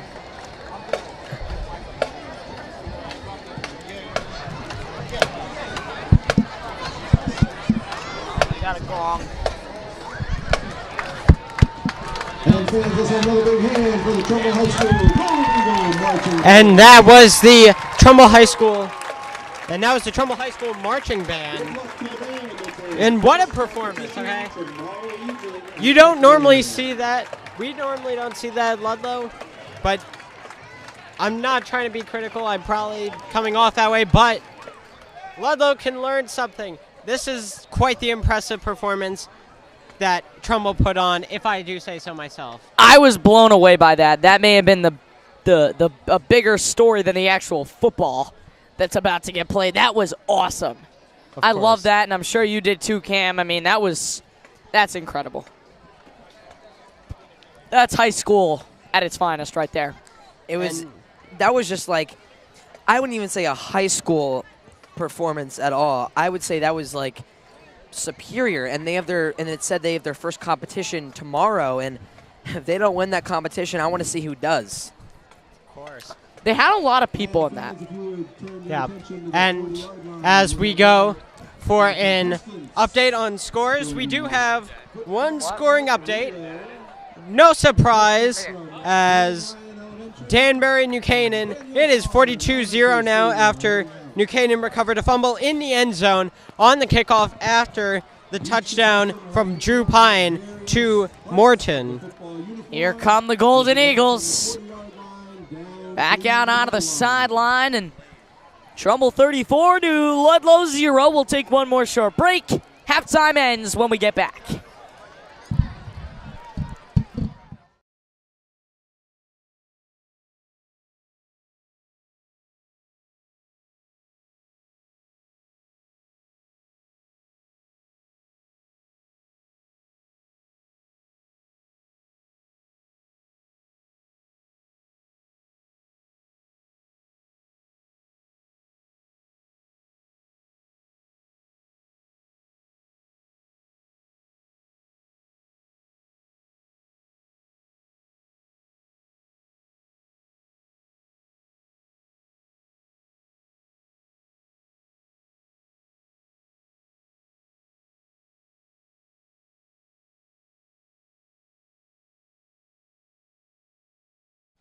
Welcome back to Bear TV FSM. We do have a race going on, Ian. Why don't you tell me a little bit more about that? It looks like a Trumbull Be A Player relay race, where they put on different parts of a uniform. I've seen it with the Bridgeport Bluefish.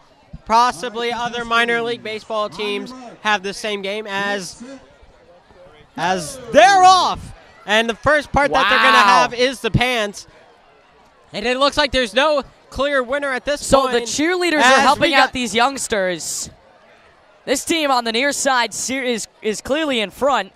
As it looks like there's a kid in a blue shirt putting on the jersey. And now it looks like a lead with a kid in the middle, white All he needs a helmet.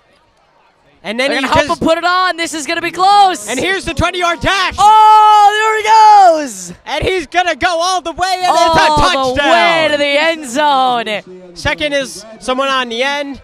We got a battle for third, and it looks like it'll be the one closest to us in third, fourth. It's what a race. Definitely very exciting. There you go.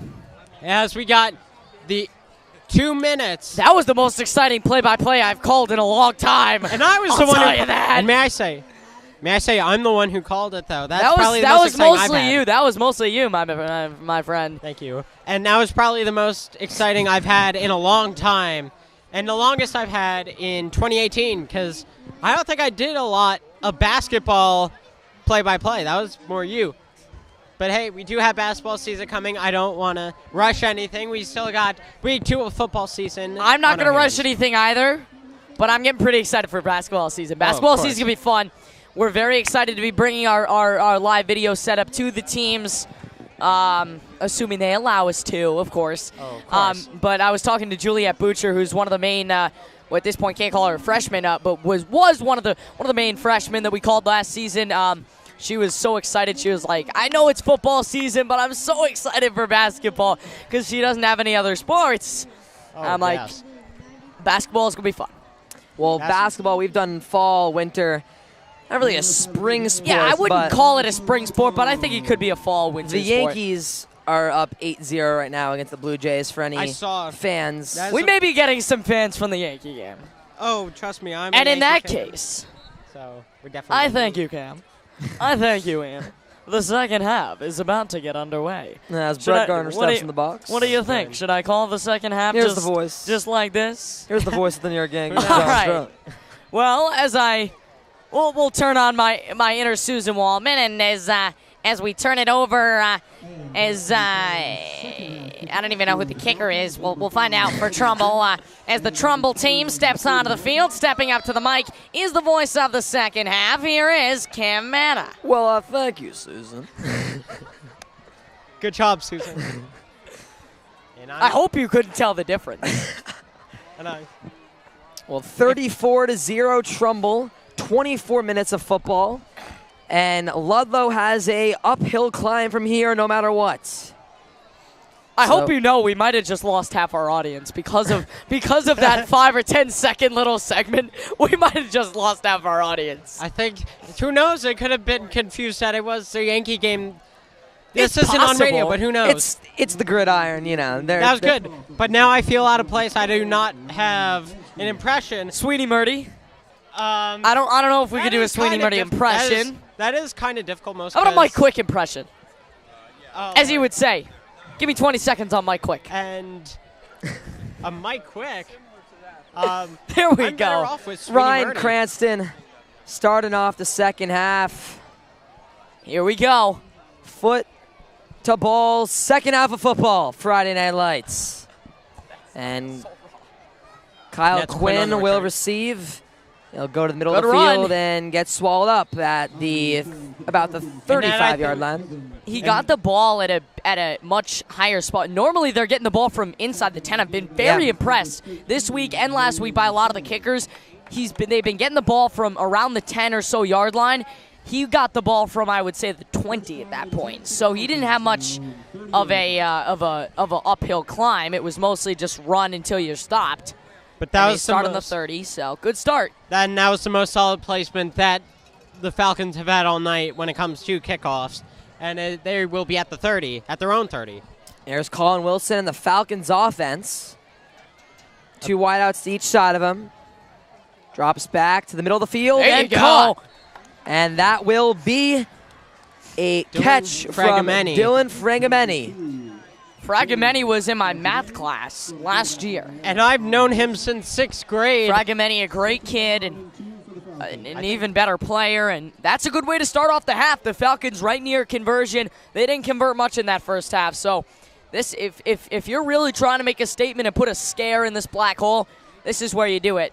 We see about, we'll say there were 50 Ludlowe students there earlier in the game. Few less. Maybe a little bit less than 50, maybe at least half. Probably down to about 10, 15 kids at this point. Trips And left. who knows, they're all hungry. There's a long line for the snack bar. And Time will wait and Wilson see. intended for Aiden Whitecoff, but hit hard and an incomplete pass. And that was a good hit by number 27, Devin DeCoco, as it will be 3rd and 2.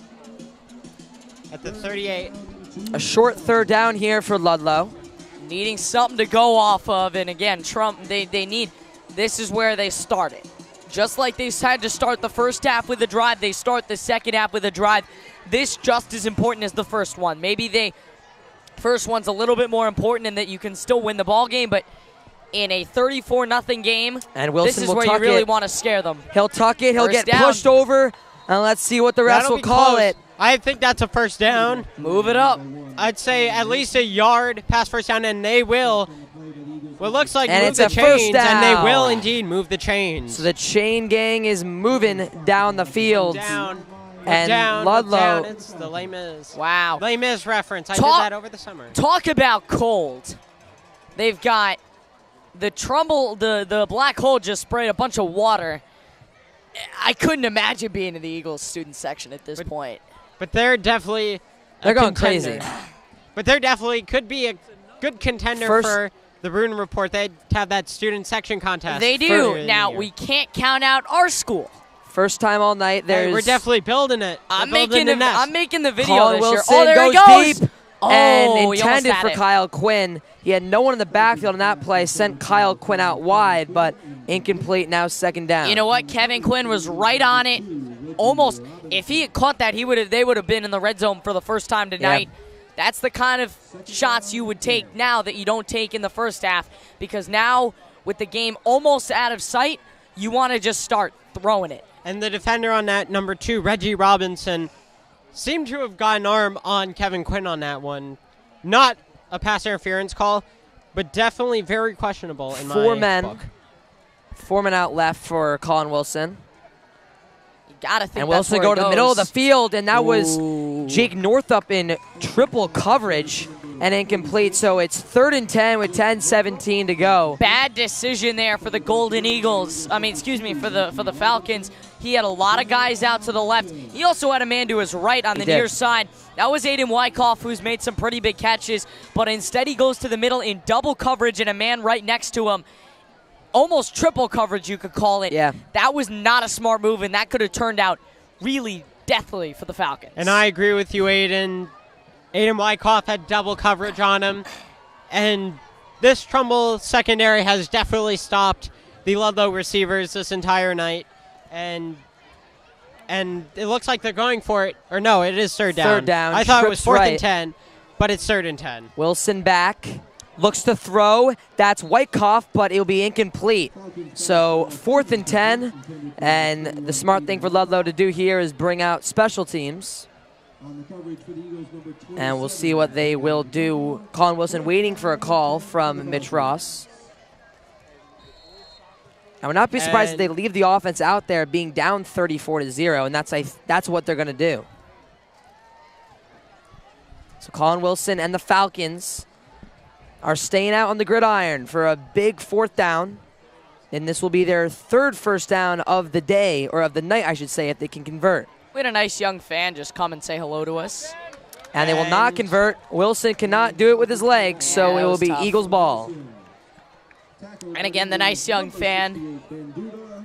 We have a lot of youngsters at this ball game. They've done a great job bringing out the youth tonight. I don't really know all the details. I believe it was one of the younger schools, maybe an elementary school, that was here. They were grilling before the game as a tailgate.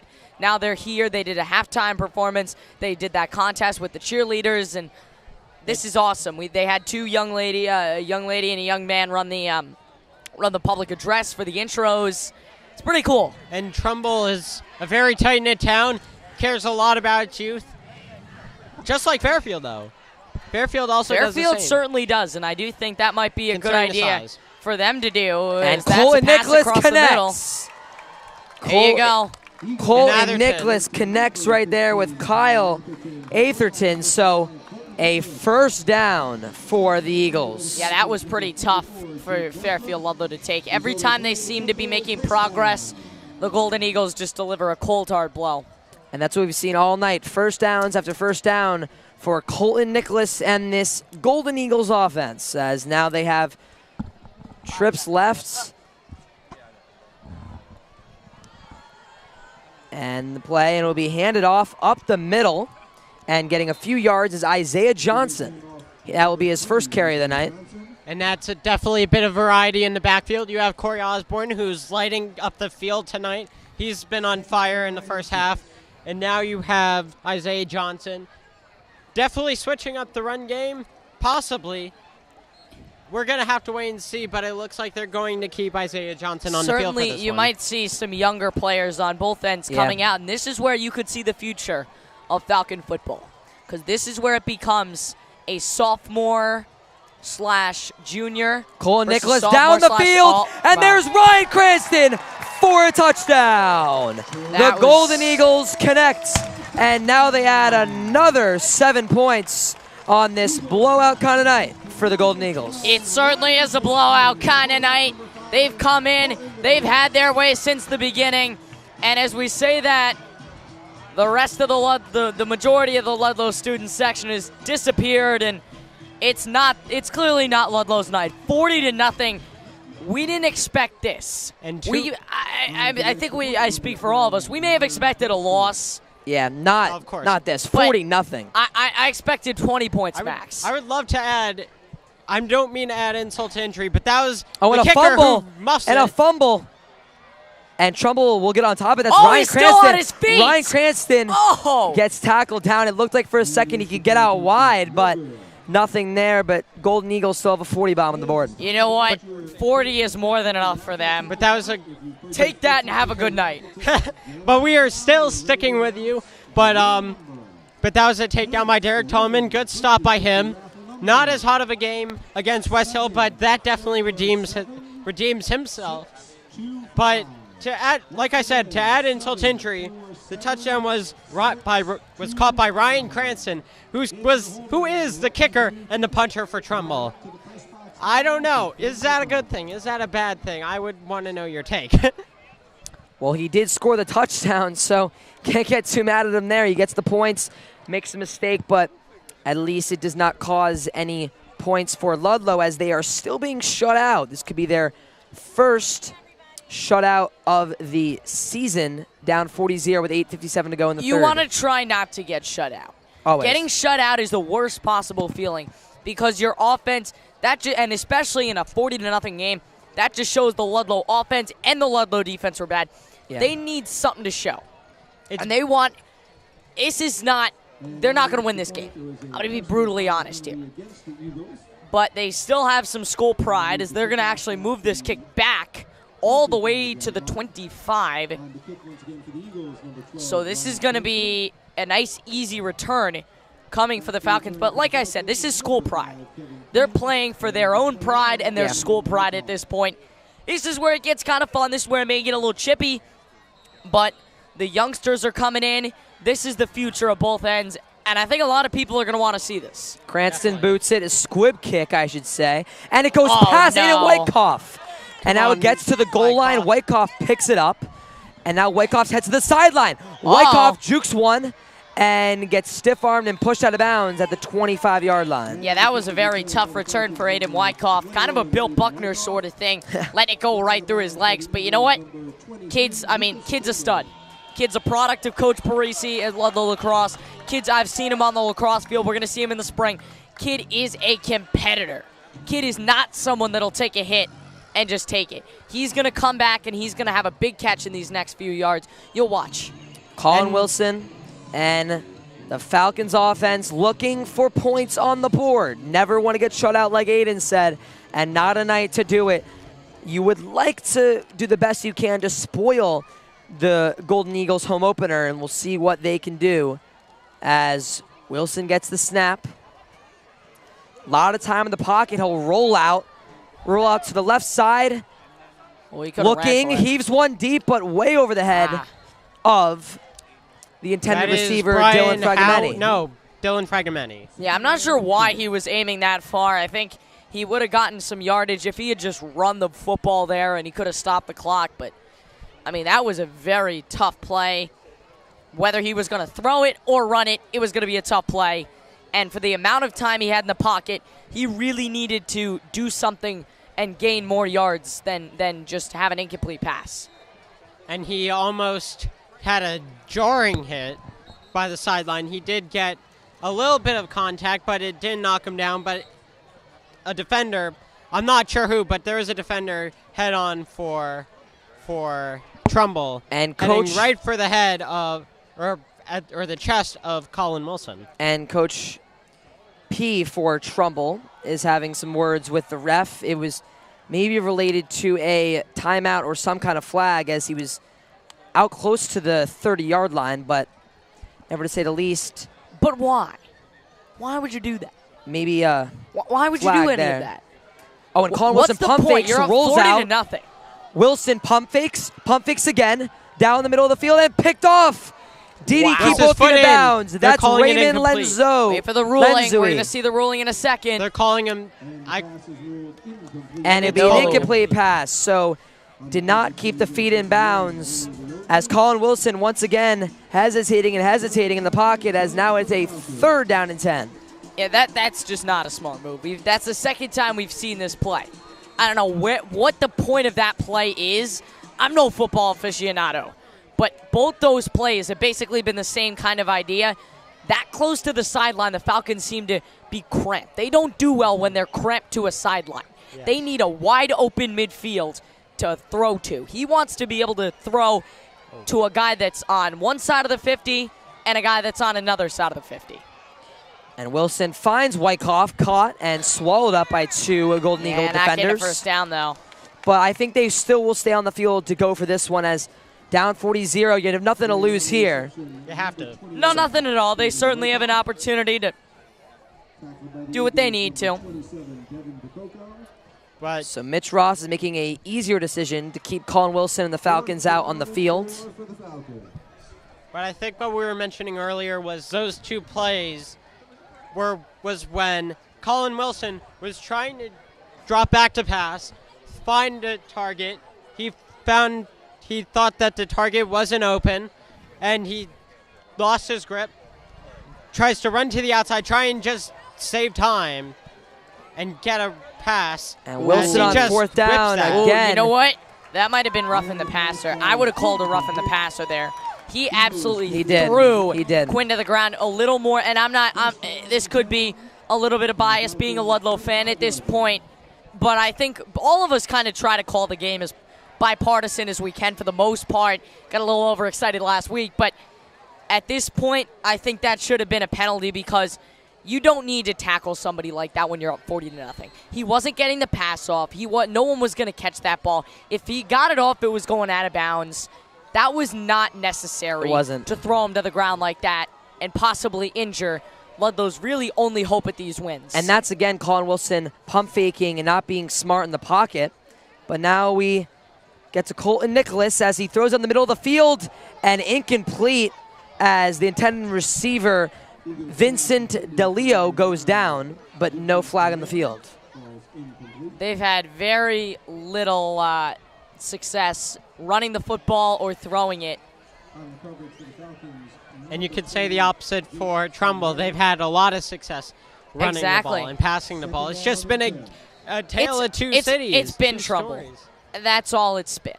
Trumbull has won this game, and I think at this point they were the better team. It was pretty clear that they were the better team in this game. And I think at this point, you got to just chill. You don't want any injuries, maybe a touchdown or two before the end of the game, but at this point, we're not even to the fourth quarter yet. There's still lots of time before the fourth. I think that you need to just calm down if you're Mitch Ross. And you start putting some of the subs and the younger kids in, and same on Morse's side. No one gets hurt. This game needs to end peacefully. This is tough. It's very tough to end games peacefully in situations like this. Ludlow's angry. They lost this game. They really thought they could win. They're a very angry bunch, and the challenge here is to make sure that this game ends as peacefully as possible without any injuries or any fights. Cole Nicholas rolls out down the sideline, and it's incomplete. I was surprised we didn't see a flag there. Intending for Peter Schmitz, and almost connected with him. As the play before, which we missed, there was a false start on Trumbull to move him back. So it is 3rd and 15 for the Golden Eagles. Schmidt seemed to want a penalty, and I think I would agree with him there. That should have been some sort of pass interference. That's the face guarding we saw over there in the end zone before from Ludlowe. I was very surprised that was no yellow hanky, considering the way the refs have called this game. It's been a very clean game for the most part. Not too many penalties, but still, I think that could have been face guarding. You could have made a case for that. Of course, back to the ball. Definitely a good call for pass interference. That would be the third time rather for Carlos Moreno where he's done that in the game. And Nicholas dumps it off to the running back and breaks one tackle, but will get swallowed up. And Osborne just dragging and getting even more yardage. And a great job by Osborne having 2 touchdowns on the night and turning only 3 yards into probably 6 on the play. Sean Patrick Boley, for some reason, and he definitely deserves this, has seemed to find the only game in the state that is not a blowout tonight. Ooh, it's 2020, North Branford and Cromwell Portland. We did Cromwell Portland American Legion baseball cam in the summer. The T-Birds, the North Branford has the ball again. Cromwell Portland has run about 6. He says they've run like 6 plays this half. So it's 20-20 at the end of the third, and he seems to have found the only game that's not already over by this point. And back to the blowouts. We have a 23-6 game in Fairfield. St. Joe's currently defeating the Fairfield Ward Mustangs. And back to this field, it's a blowout. Even though the Eagles do not convert on 4th down, and now will be Ludlowe ball. Fairfield. It is still 40-0. Fairfield Prep has beaten Norwich Free Academy 24-12. And we've got Ridgefield ahead of Stanford 35-0 with Jackson Mitchell with a strip sack and a fumble recovered by Dan Maroney for a touchdown. It was 42-0 at halftime in the New Canaan game. I don't think they've regained the second half yet. Staples is up 28-0, so that's almost a sure thing. Colin Wilson back, rolls out. He'll use his legs, but then throw it down the middle of the field and incomplete. And that almost looked like some face guarding. 10 receiver on that play was Dylan Fregameni, his 3rd target of the night, but with 0 receptions. But that was a good deflection now by Devin DeCoco to prevent it from getting in Fregameni's hands on that one. DeCoco, a name you'll hear a lot over the season, not just here. You'll hear him in the winter for a little bit of basketball. He plays Trumbull hoops. He's a very good basketball player. Got the chance to see him when Trumbull played Ludlowe. They played Ward at Ward for FCX in the FCX quarterfinals. Close game. He's a really incredible player, and we'll see him in the spring too. He was on a Trumbull baseball team that didn't do so hot. Lost in the state quarterfinals. Didn't really do much in the states. In the Wilson FCX rolls out, heaves one down the field, and Whitecoff was intended. Wow. Yeah, there you and go. When the flag drops out, I don't know if it dropped out. The flag was not thrown by the ref. I think it dropped out of his pocket, but we'll see the exact call. He's not picking it up. I think that's a pass interference on Vincent DeLeo. So what I saw there was it wasn't a pass interference. It's not yet. He's bringing the ball back. It wasn't a pass interference or any type of penalty until at the very end, as he was running away and he was letting his momentum carry him out, he kind of put the Trumbull defender kind of put his hand on the Ludlowe guy's helmet and kind of forced his head down a little bit. That's a no-no because that's endangering him. And the face guarding was almost shown there from what I saw, but they're still feeling out what the call was here, and it is going to be a 1st down and 10 for Ludlowe. 5:44 to go on the clock. These football games I think all these games during the season, or most of them, are going to end up being a coin toss. After seeing this, you never know. Any night Ludlowe could come out, be the best team in the FCAC. Well, and Wilson incomplete, just over the hands of Kevin Quinn, and almost picked off. I'm gonna say any night they could be a middle of the pack FCAC team. That's kind of the best they'll be. Any night they could also be this team and get blown out 40-0. So it's gonna be interesting. It's gonna make it fun. It is. Every time we come to a football game, it's gonna be a very interesting one. and we will never know who wins until the game starts. There's no predictions. There won't be much more. I mean, I think Norwalk can beat him next week, but I don't think that's a given. Ludlow almost beat Norwalk last year. It's not a given. The McMahon game's not a given. The Montville game's not a given. None of these games are a given, except for maybe a New Canaan or a Greenwich. And Wilson will run. There you go. And he'll get a first down. We're very close to it. And hey, a shutout is not a given for Trumbull, so they're trying to stop that, if anything, here. Kid's got a God-given ability to just put this team on his back and just run down the field. And that's something very few kids have. I would say maybe Gavin Muir has it. I'm not so sure, but after in New Canaan, Drew Pine has it. David Summers most definitely has it after watching him on Saturday. Anybody from Darien. There's very few players in the FCAC that have tried to do it and can do it, and he's certainly trying to do it here, trying to get him a score before the end of this third quarter. Not impossible, about 5 minutes to go. And if the O-line can hold up for Colin Wilson just on a few plays, he could have the time to make a throw down the field, and he'll make one here. O-line collapses, and he'll try to throw it away, but Kevin Quinn will get it. There he goes. Kevin Quinn gets towards the middle of the field. Kevin Quinn breaks one. No. Now back to the middle of the field. Oh, my Hurdles the God. player. Goes to the outside. And he'll be tackled short. down at the 1 yard line. And Kevin Quinn breaks one, hurdles one, runs around and gets to the 1 yard line. That was one heck of a run. This place is going to quiet down very quickly if they can put up plays like that. I wish they had done that in the beginning of the game. Maybe we wouldn't be in a 40-0 spot here, but uh-oh. And we have an injury on the sideline, and Mitch Ross is Quinn. The first guy over there. That is Kevin Quinn. Well, they're in the red zone now. The tight end who just made an excellent play is now off. And offsides. And that's going to be offsides. That's a false start on Riley. Moreno. A false start on Riley on Moreno in the backfield in the I formation. Trumbull jumped, but Ludlowe was the instigator there. That's what happens a lot in those kind of situations. Trumbull jumps, but it was not their fault. It was because Ludlowe instigated in that situation. So now they'll bring in Matthew Antonis, the 11th grader, in the backfield as Kevin Quinn is hurt. And this is a first time that we've seen this Ludlowe team in the red zone. Wilson rolls out. He'll go up the middle to the end zone. Touchdown, Ludlowe. There it is. What a touchdown for the Falcons, and they take a little bit less off of this loss. And maybe it's a little less quiet on the bus going home. And we've got a great athleticism from Colin Wilson, something that we saw against West Hill, haven't seen, but now we are actually seeing it. It is 40-6. I'm happy that they aren't getting shut out. We can say they're not getting shut out. Ain't over till it's over. The shutout is over. The shutout is over, and that's important to be on the road and get that done for this Ludlowe team as Victor Kuna. It ain't over till it's over. Kick. And the kick is almost blocked, but fires to the uprights. We still have a flag. We saw one blocked earlier. No, it's going to be roughing declined. the kicker. Looks like it's going to get declined. So that will be put on the kickoff. So it's 40-7 Trumbull.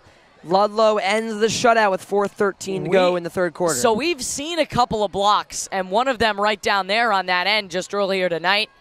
It's very easy to block. I'm not going to go out and say it's easy, but it's certainly a skill, and few players can have it, and that was certainly a big play for them.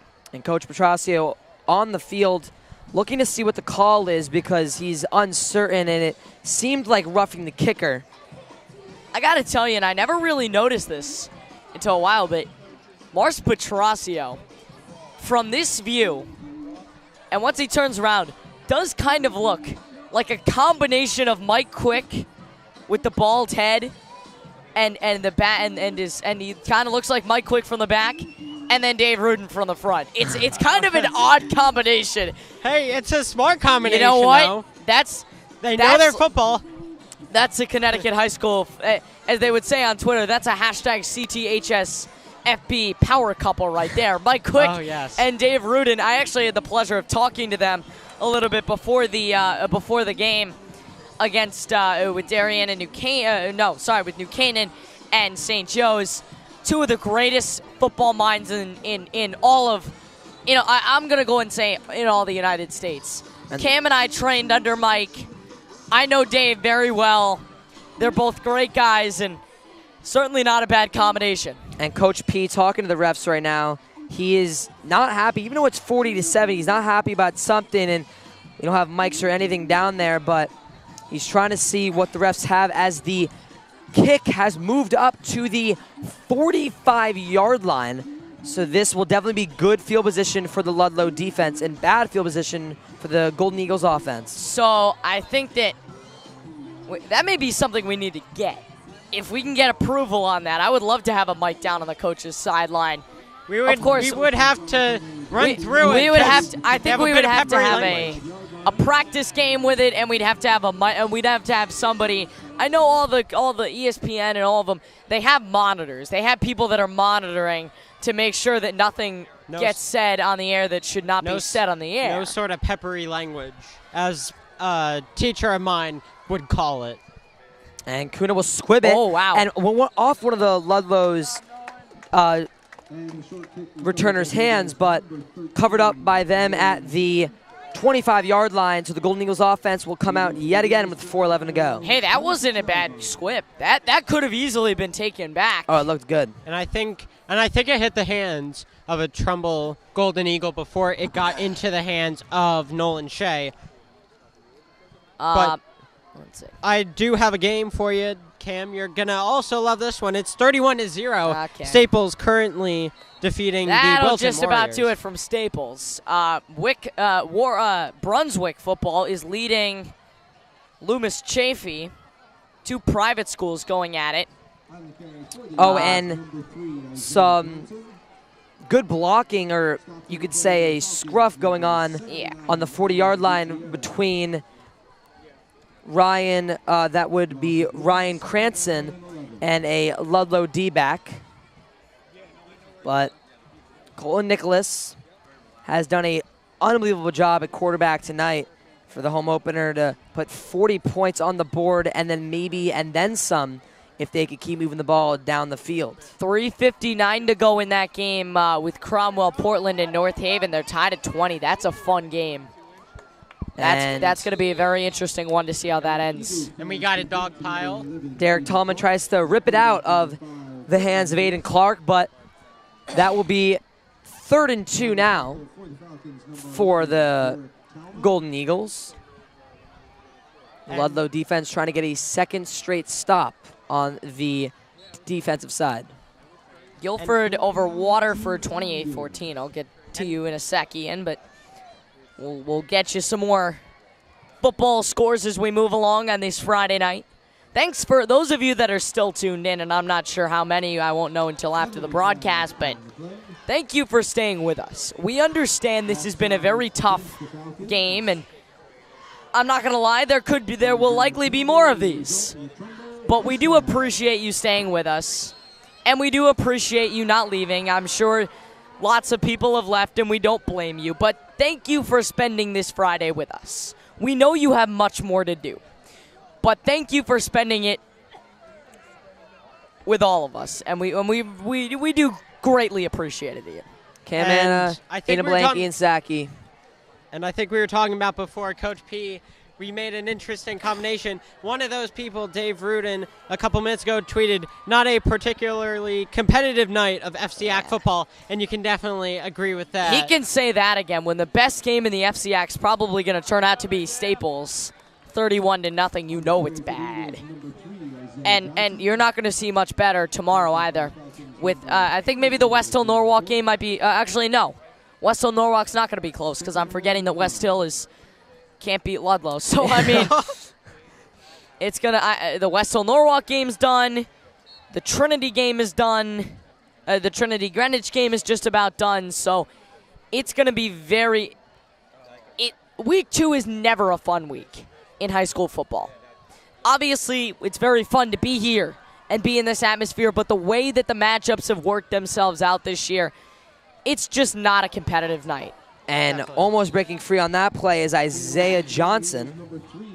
So 1:25 and counting left in the third quarter, and then you only if you're still tuning in, only 12 more minutes of seeing this Ludlowe and Trumbull matchup, where it's not something that we expected for Ludlowe to be down 40-7. Unless, of course, you wanted to go watch on demand.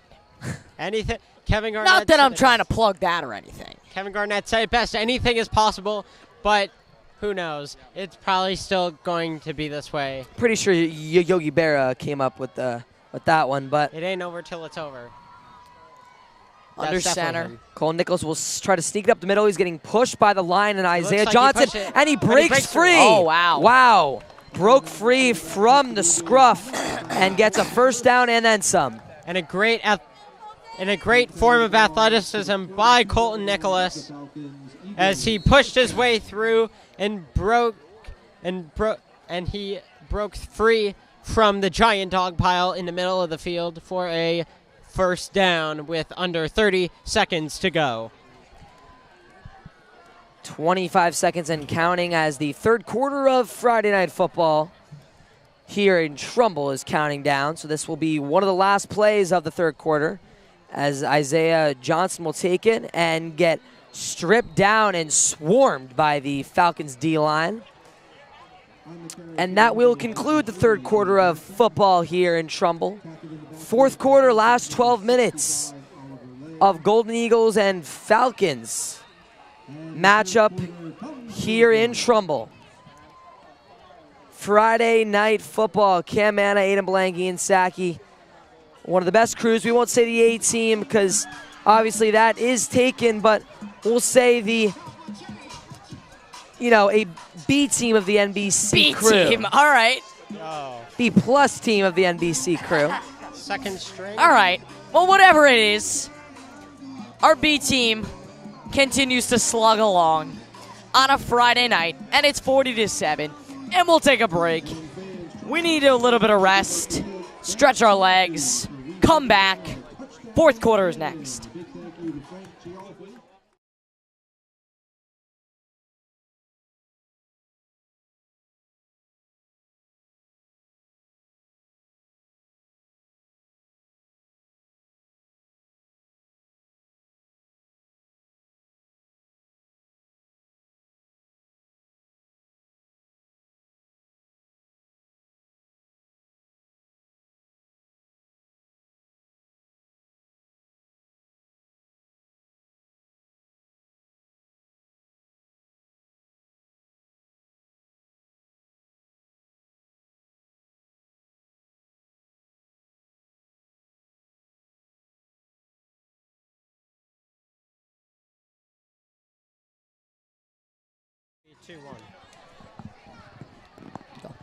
Cam Manna, Aiden Blank, Ian Saki. Fourth quarter of Ludlowe Trumbull football.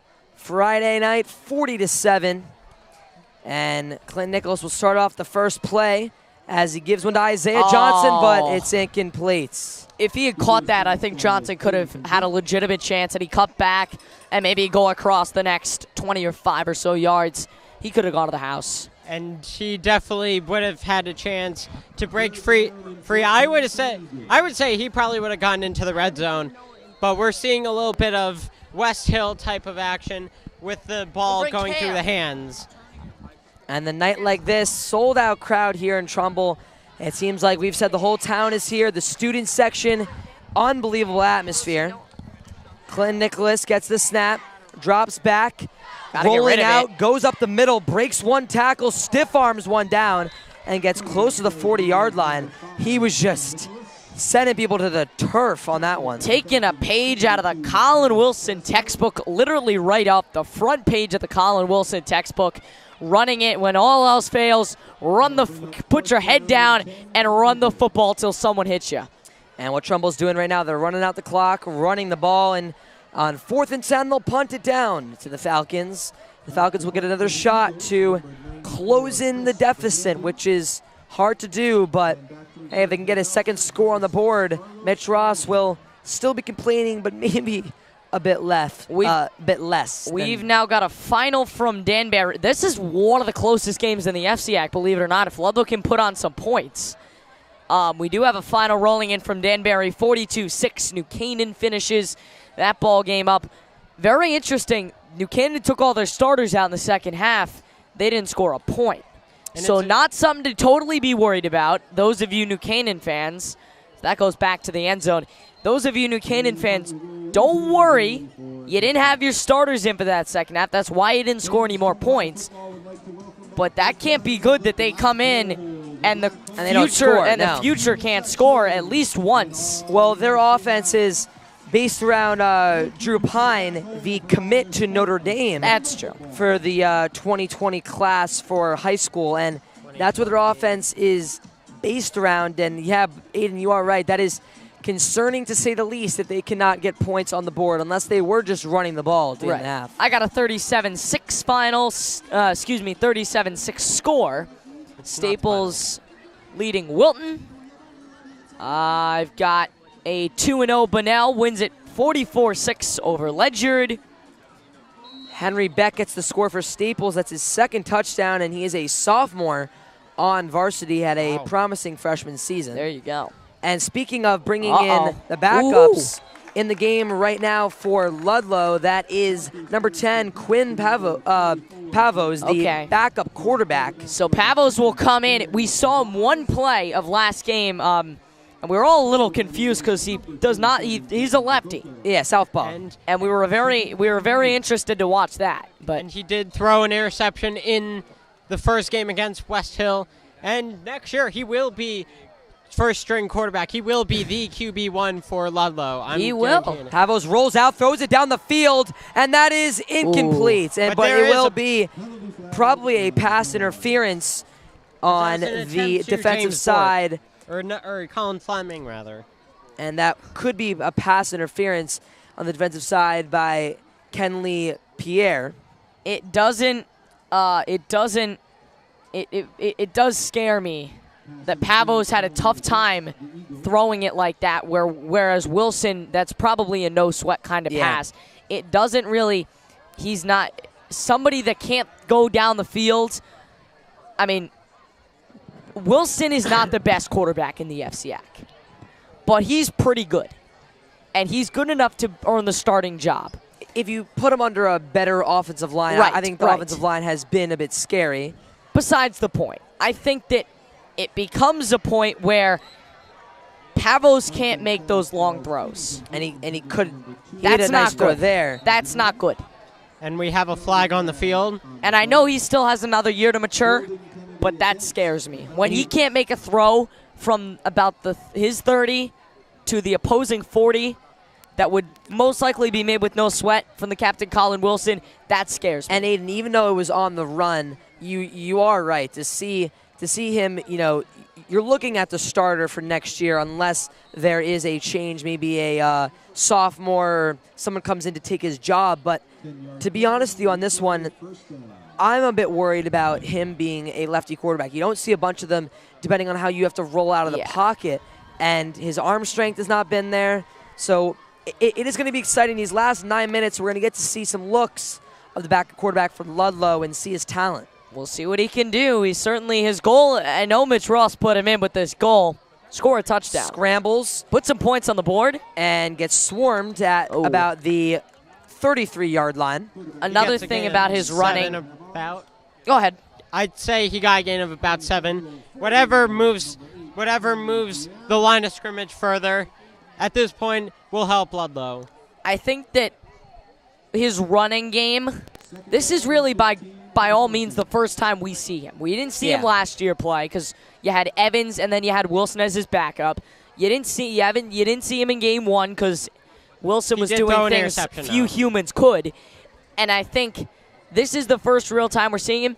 His running certainly needs some work. He was not running there with the authority that when Colin Wilson runs, you know it, and you know he's going long distances. Oh, and Pavos intends for Aiden Wyckoff, but incomplete.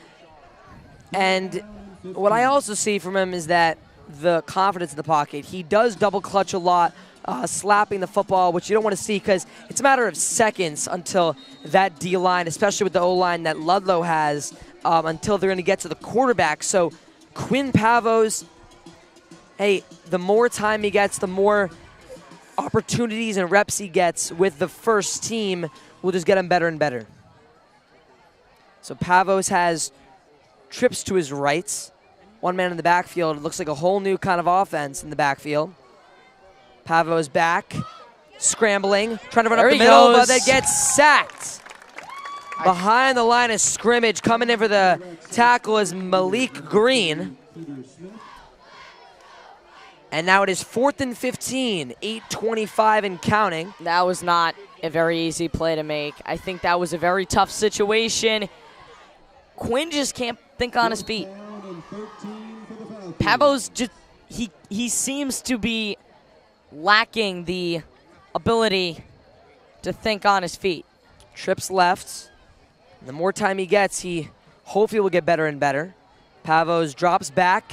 4th and 13, he's going to have to go deep, and he does, but no one is there. That's Casper out on the 25-yard line, or the 35-yard line looking for that one. So it's a turnover on downs. Golden Eagles coming onto the field, and they're going to try to run this game out, run the ball, get out of here safely, like Aiden said before, and get their first W in the books. And what a job Colton Nicholas has done tonight for this Golden Eagles squad, but they're going to be bringing in a new quarterback, and that's Hunter. Wow, Hunter Fitzgibbons will be playing quarterback. There's a name. Them. I think you got to pick one, right? Yeah. Hunter Fitz or Hunter Gibbons. The 11th grader. You can't have both. You can't just say two last names. That's not allowed. What's in a name? That is, if names have meanings, that one has quite the big one, quite like the name. And the Still junior drops back, but there he look goes. At this kid run. Down the sideline, and that is coming to the game for his first carry. Joshua Goldman, the 10th grader, the sophomore, coming in and making a big play there. Keep in mind, that kid's just as old as you and me. Yeah. He's a year younger than Ian. Yes, I'm But in 11th except grade. the quarterback that handed it off. But he can run faster than I am in pass. He can run faster than probably all three of us combined. Yeah. He can I like to run call faster myself than a I could. fast person. I'm sure Ian. I'm sure you being a student driver and all. I'm sure he could run faster there than you could drive on most nights. Who knows? Who really knows? 6:48 and counting. We got to keep the crowd entertained. We can't let them go to sleep. Fitzgibbons gives it to the 10th grader, and There he's he going goes. to the end zone. He's breaking a tackle He's gone. all the way to the pylon. Maybe. He's No, short. no, he And didn't let's get see it. what He the didn't get call it. He is. didn't get it. And he's down at the 1-yard line, but wow, Joshua Goldman, 2 carries and getting 20-plus yards. So the 10th grader making a statement with 6:23 to go. And now this Golden Eagles offense will try to punch it in for almost the millionth time tonight. Yeah, this has been a regular occurrence. Almost every time Trumbull had the football in the first half. I forgot to say this. I was going to say it at halftime. Every time Trumbull got the football in the first half, they scored. Very, very true. And almost every time they've gotten it, they haven't done it in this half yet. But it seems to me as though Trumbull just, their goal here is every time they get, and Coach P is signaling for a timeout here, every time they get the football, they're right there. They're right in the red zone trying to score. And if they don't, you're going to have one heck of a defense to stop them. And right in front of us, Cam, Aiden, we see the giant black hole, the Trumbull student section, walking towards the track, to storm There on they the field go. in the next 5 minutes, 49 seconds remaining. And They're this is right just- there. this is They're just going to storm the field. This is just an unbelievable game for Trumbull. The home opener, Coach P's first game, making a statement. And what I would like to say here, them being at the 1-yard line right now, they got a few yards to go to score a touchdown. It's exciting to see Fitzgibbons and Joshua Goldman, 2 guys that, hey, they're the backups, but that's exciting for them to score even though they are up 40-7. Sure. And you know what? I mean, I wouldn't be celebrating too much on this game considering what happened last week, but it was a good win. It's kudos to Trumbull. They were the better team in this matchup. We thought that Ludlowe might have a shot. It was pretty clear after the first quarter they wouldn't. They wouldn't. And the offense for this Golden Eagles team was just too explosive, exploding on all cylinders. And let's see if they can punch it in again. Fitzgibbons, they have Joshua Goldman out there. They got a whole new wide receiver core, and they got a shot to punch it in.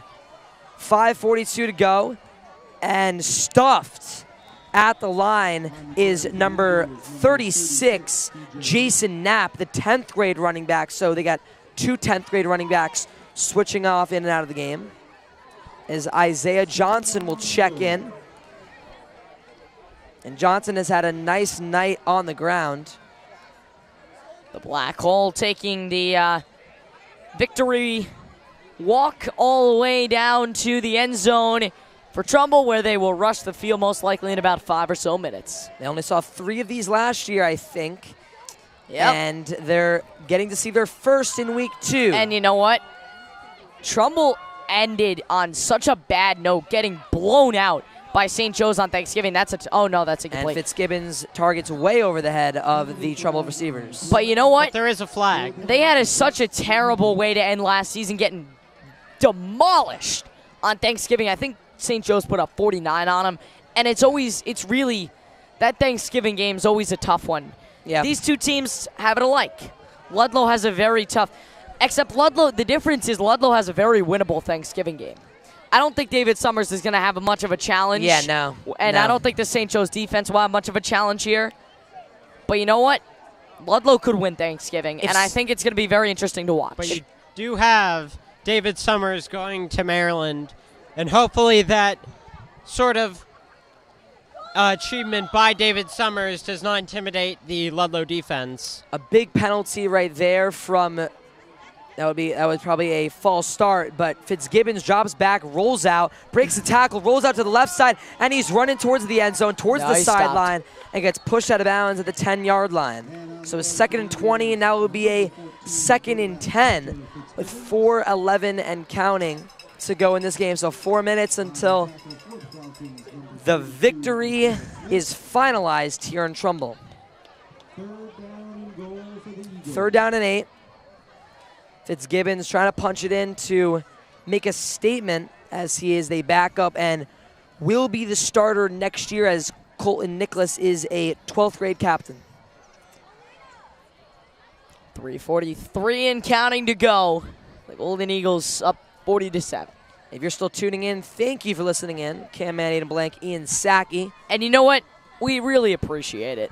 We know this hasn't been the easiest game to watch, but thanks for watching it with us. And Fitzgibbons gets sacked. That made it a little easier to watch, didn't it? The Falcons started flying over towards the Eagles, and who wins that flying battle of the game tonight? It's the Eagles, but on that play right there, it was the Falcons. You know what? It's always good to see the Falcons never give up like this. Speaking of Eagles-Falcons, we're seeing a bit of a Week 1 Thursday night matchup, and in that game, the Eagles came out on top, and it was not a blowout like this one, but the Eagles coming on top in this one. That is true. Well, in that one, the Atlantic Falcons, when they did get in the red zone, could not produce anything. And that seems pretty similar, but actually, they are 1 for 1 in the red zone, so that is a false accusation by me. Success in the red zone is 100%. Fitzgibbons throws it to Isaiah Johnson. Johnson runs to the end zone. Touchdown, Golden Eagles. Golden Eagles. 46-7. Isaiah Johnson gets his party in the end zone. Touchdown. And the cheerleaders running over. The cannon goes off. And it seems like deja vu all over again. And pack it up, pack it in. Let us begin. And for the Falcons, the pack it in really emphasized there. Pack it up, pack it in. There it is. And that's the final blow, hopefully, on the night for the Golden Eagles. They're going to win this by 40 points. Unbelievable what the Golden Eagles have done tonight. Let's hope they don't get to a 50-point scenario, but Fitzgibbons and Isaiah Johnson come back in the field for a 2-point conversion as they want to bring this to 48 points. And I don't know, maybe Coach P wants to get them another shot, get them some more reps, but let's see what Fitzgibbons can do. Why not go back for 2? And he'll kneel it. So what I think happened there was going to happen there is there was too much pressure, and he decided instead of getting hit, risk injury, he just knee it. What I think on that play is that I don't think Coach P wants to run up the scoreboard here. I think he just brought him out there, kneel the ball. They're going to let Ludlowe go out here, do their best, and then when the Eagles get the ball back, they're going to run it, kneel it down, end this game, send their Trumbull fans home happy. Now, what if you're Mitch Ross on the sideline, you say, they just need it. They think this game is over. Why don't you go show them why this is not over? Put some points on the board, make a statement here. Why not? That's an accurate statement. Put up 14. let the FCAC know we may not be the best team, but you don't win a game with us. Until there's all zeros on the clock. There's a saying that people don't remember your first impression; they remember the last impression they see. And Ludlowe has a chance right here to make their last impression, even though this will be a blowout. If Ludlowe can put some points on the board, they'll be showing that their last impression, if they can get it to the end zone, might be plenty. They've had some good returns tonight. Maybe we see one off of Squibb here. Right down the middle. Squibb kick, and that will be Wyckoff. Wyckoff switches it around, now down to the middle of the field. He'll break one. Aiden Wyckoff. And gets tackled around the 43-yard line. And that was a good return by Wyckoff. Switching the sides of the field, goes down to the middle, using his eyes, being patient. As there's 2:08 to go in the fourth quarter, 46-7 Trumbull. Golden Eagles fans lining the back of the end zone, just waiting the final whistle. It's all they need at this point. And in other news, we also have, I'm thinking I see 3 people in white on the Ludlowe side, and you still have the guy with the flag there. That's the guy that he's the glue of the fan base. He holds everything together. Pavos drops back, and he'll connect with Northup. Northup goes down the sideline and stiff arms him to the ground. Northup breaks one. There he Northup goes! breaks 2. Northup stiffs him again. He's going to the goal line, and Jake Northup goes to the 5-yard line. He was stiffing players to the ground on the Trumbull defense like flies. What did I tell you? Mitch Ross has a knack for getting guys pumped up, as we saw in the West Hill game. And I'm not a lip reader here, but I'm going to say on that situation, after that touchdown, he said, you know what? I'm sure there were multiple profanities used that I'm not going to use here on air. But I'm sure he said, you know what? They think this game's over. And Northup jogs off the sideline. That will be his last impression. Pavos rolls out and almost connects with Fleming, but cannot. So the clock will hopefully stop. It is just running down at 35 seconds on an incomplete pass. They'll probably switch that, even though they might not have to. But 29 and counting, 46-7 Trumbull. It'll be 2nd and 10, and the clock is still running, so someone should check that. I think they're just going to run it all the way. Yeah, the game is over, so this will be Ludlowe's last chance. Pavos drops back, fader to the end zone. Northup off his hands. Where's the pass interference there? That should have been a flag. So the clock will just run out. That will be the game. Okay, so because it's a, okay, yeah. The Golden Eagles win 46-7 on their home opener. Coach P gets his first victory in the gold and black. And Trumbull wins the home opener to get their first win to move to 1-1, and that will move Fairfield Ludlowe to 1-1. 2 teams that are 1-1 and hungry for a whole lot more than that. 2 teams that have certainly a statement to make. And when Ludlowe plays next week, they're going to really be itching for a win. It's going to be homecoming. It's going to be a very fun game to watch. And hopefully they can pull off an upset like we saw with West Hill. We need those Ludlowe fans that are watching, we need you to come out. We need you to come out and wave. This team does a whole lot better when they have the school behind them. And that's what they're gonna get tomorrow on Saturday afternoon. So we're certainly gonna, as the night goes along, and we'll sign out pretty soon. We certainly need a lot of support on Saturday. And it's week 2, and really what you got to understand, it's week 2. They have a win in the books. They're 1-1. Some things to fix from Mitch Ross, but they played against a talented Trumbull team. Homecoming, like Aiden said. And a big game tonight for Colin Nicholas on this Trumbull squad. Colin Wilson did what he could with the O-line breaking down, but nevertheless, Trumbull played flawless football on both sides of the ball. All right, so we'll sign off in just a bit. We'll start with Ian because Cam just spoke. Any final words tonight? Great game overall by Trumbull. Not so much for Fairfield Ludlowe, but great job at the end by Jake Northup. My goodness. He dragged a player like 20 yards. Okay, we need to understand that. He dragged a kid. He was probably like 150 pounds, 20 yards down the field.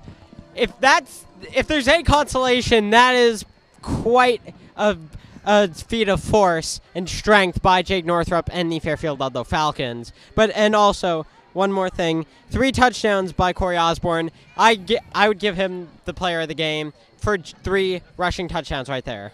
All right, we'll move over to Cam. Final thoughts?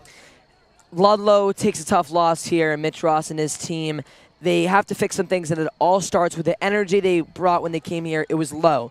The offense was not there. The defense had some sparks on the first drive on the defensive side, but Colin Wilson just needs more help in the pocket. But Coach P gets his first win as a Golden Eagle for Trumbull.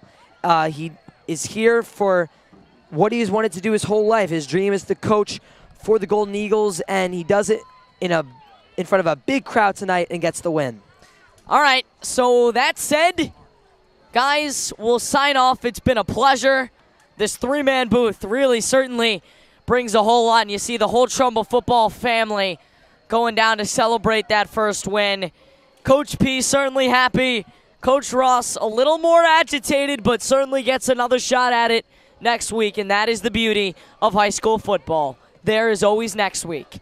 Next Saturday, we'll be back on the air with high school football. Still working out what we've got, but as of now, we've got volleyball this week coming up on Monday at 5:30. Likely not going to be live streamed, but will be available on demand. And that will just about wrap things up here from Trumbull High School. So, for our executive producer, Jerry Spino, our cameraman, Nick Marini, our club advisor, Dan Sierra, and of course my 2 broadcast partners, Cam Manna and Ian Sacchi, I'm Eden Blank. Your final score tonight, Trumbull 46, Ludlowe 7. And thanks for tuning into this exclusive high school football presentation of the Falcon Sports Network. And this has been Friday Night Football presented by the Next Street Driving School.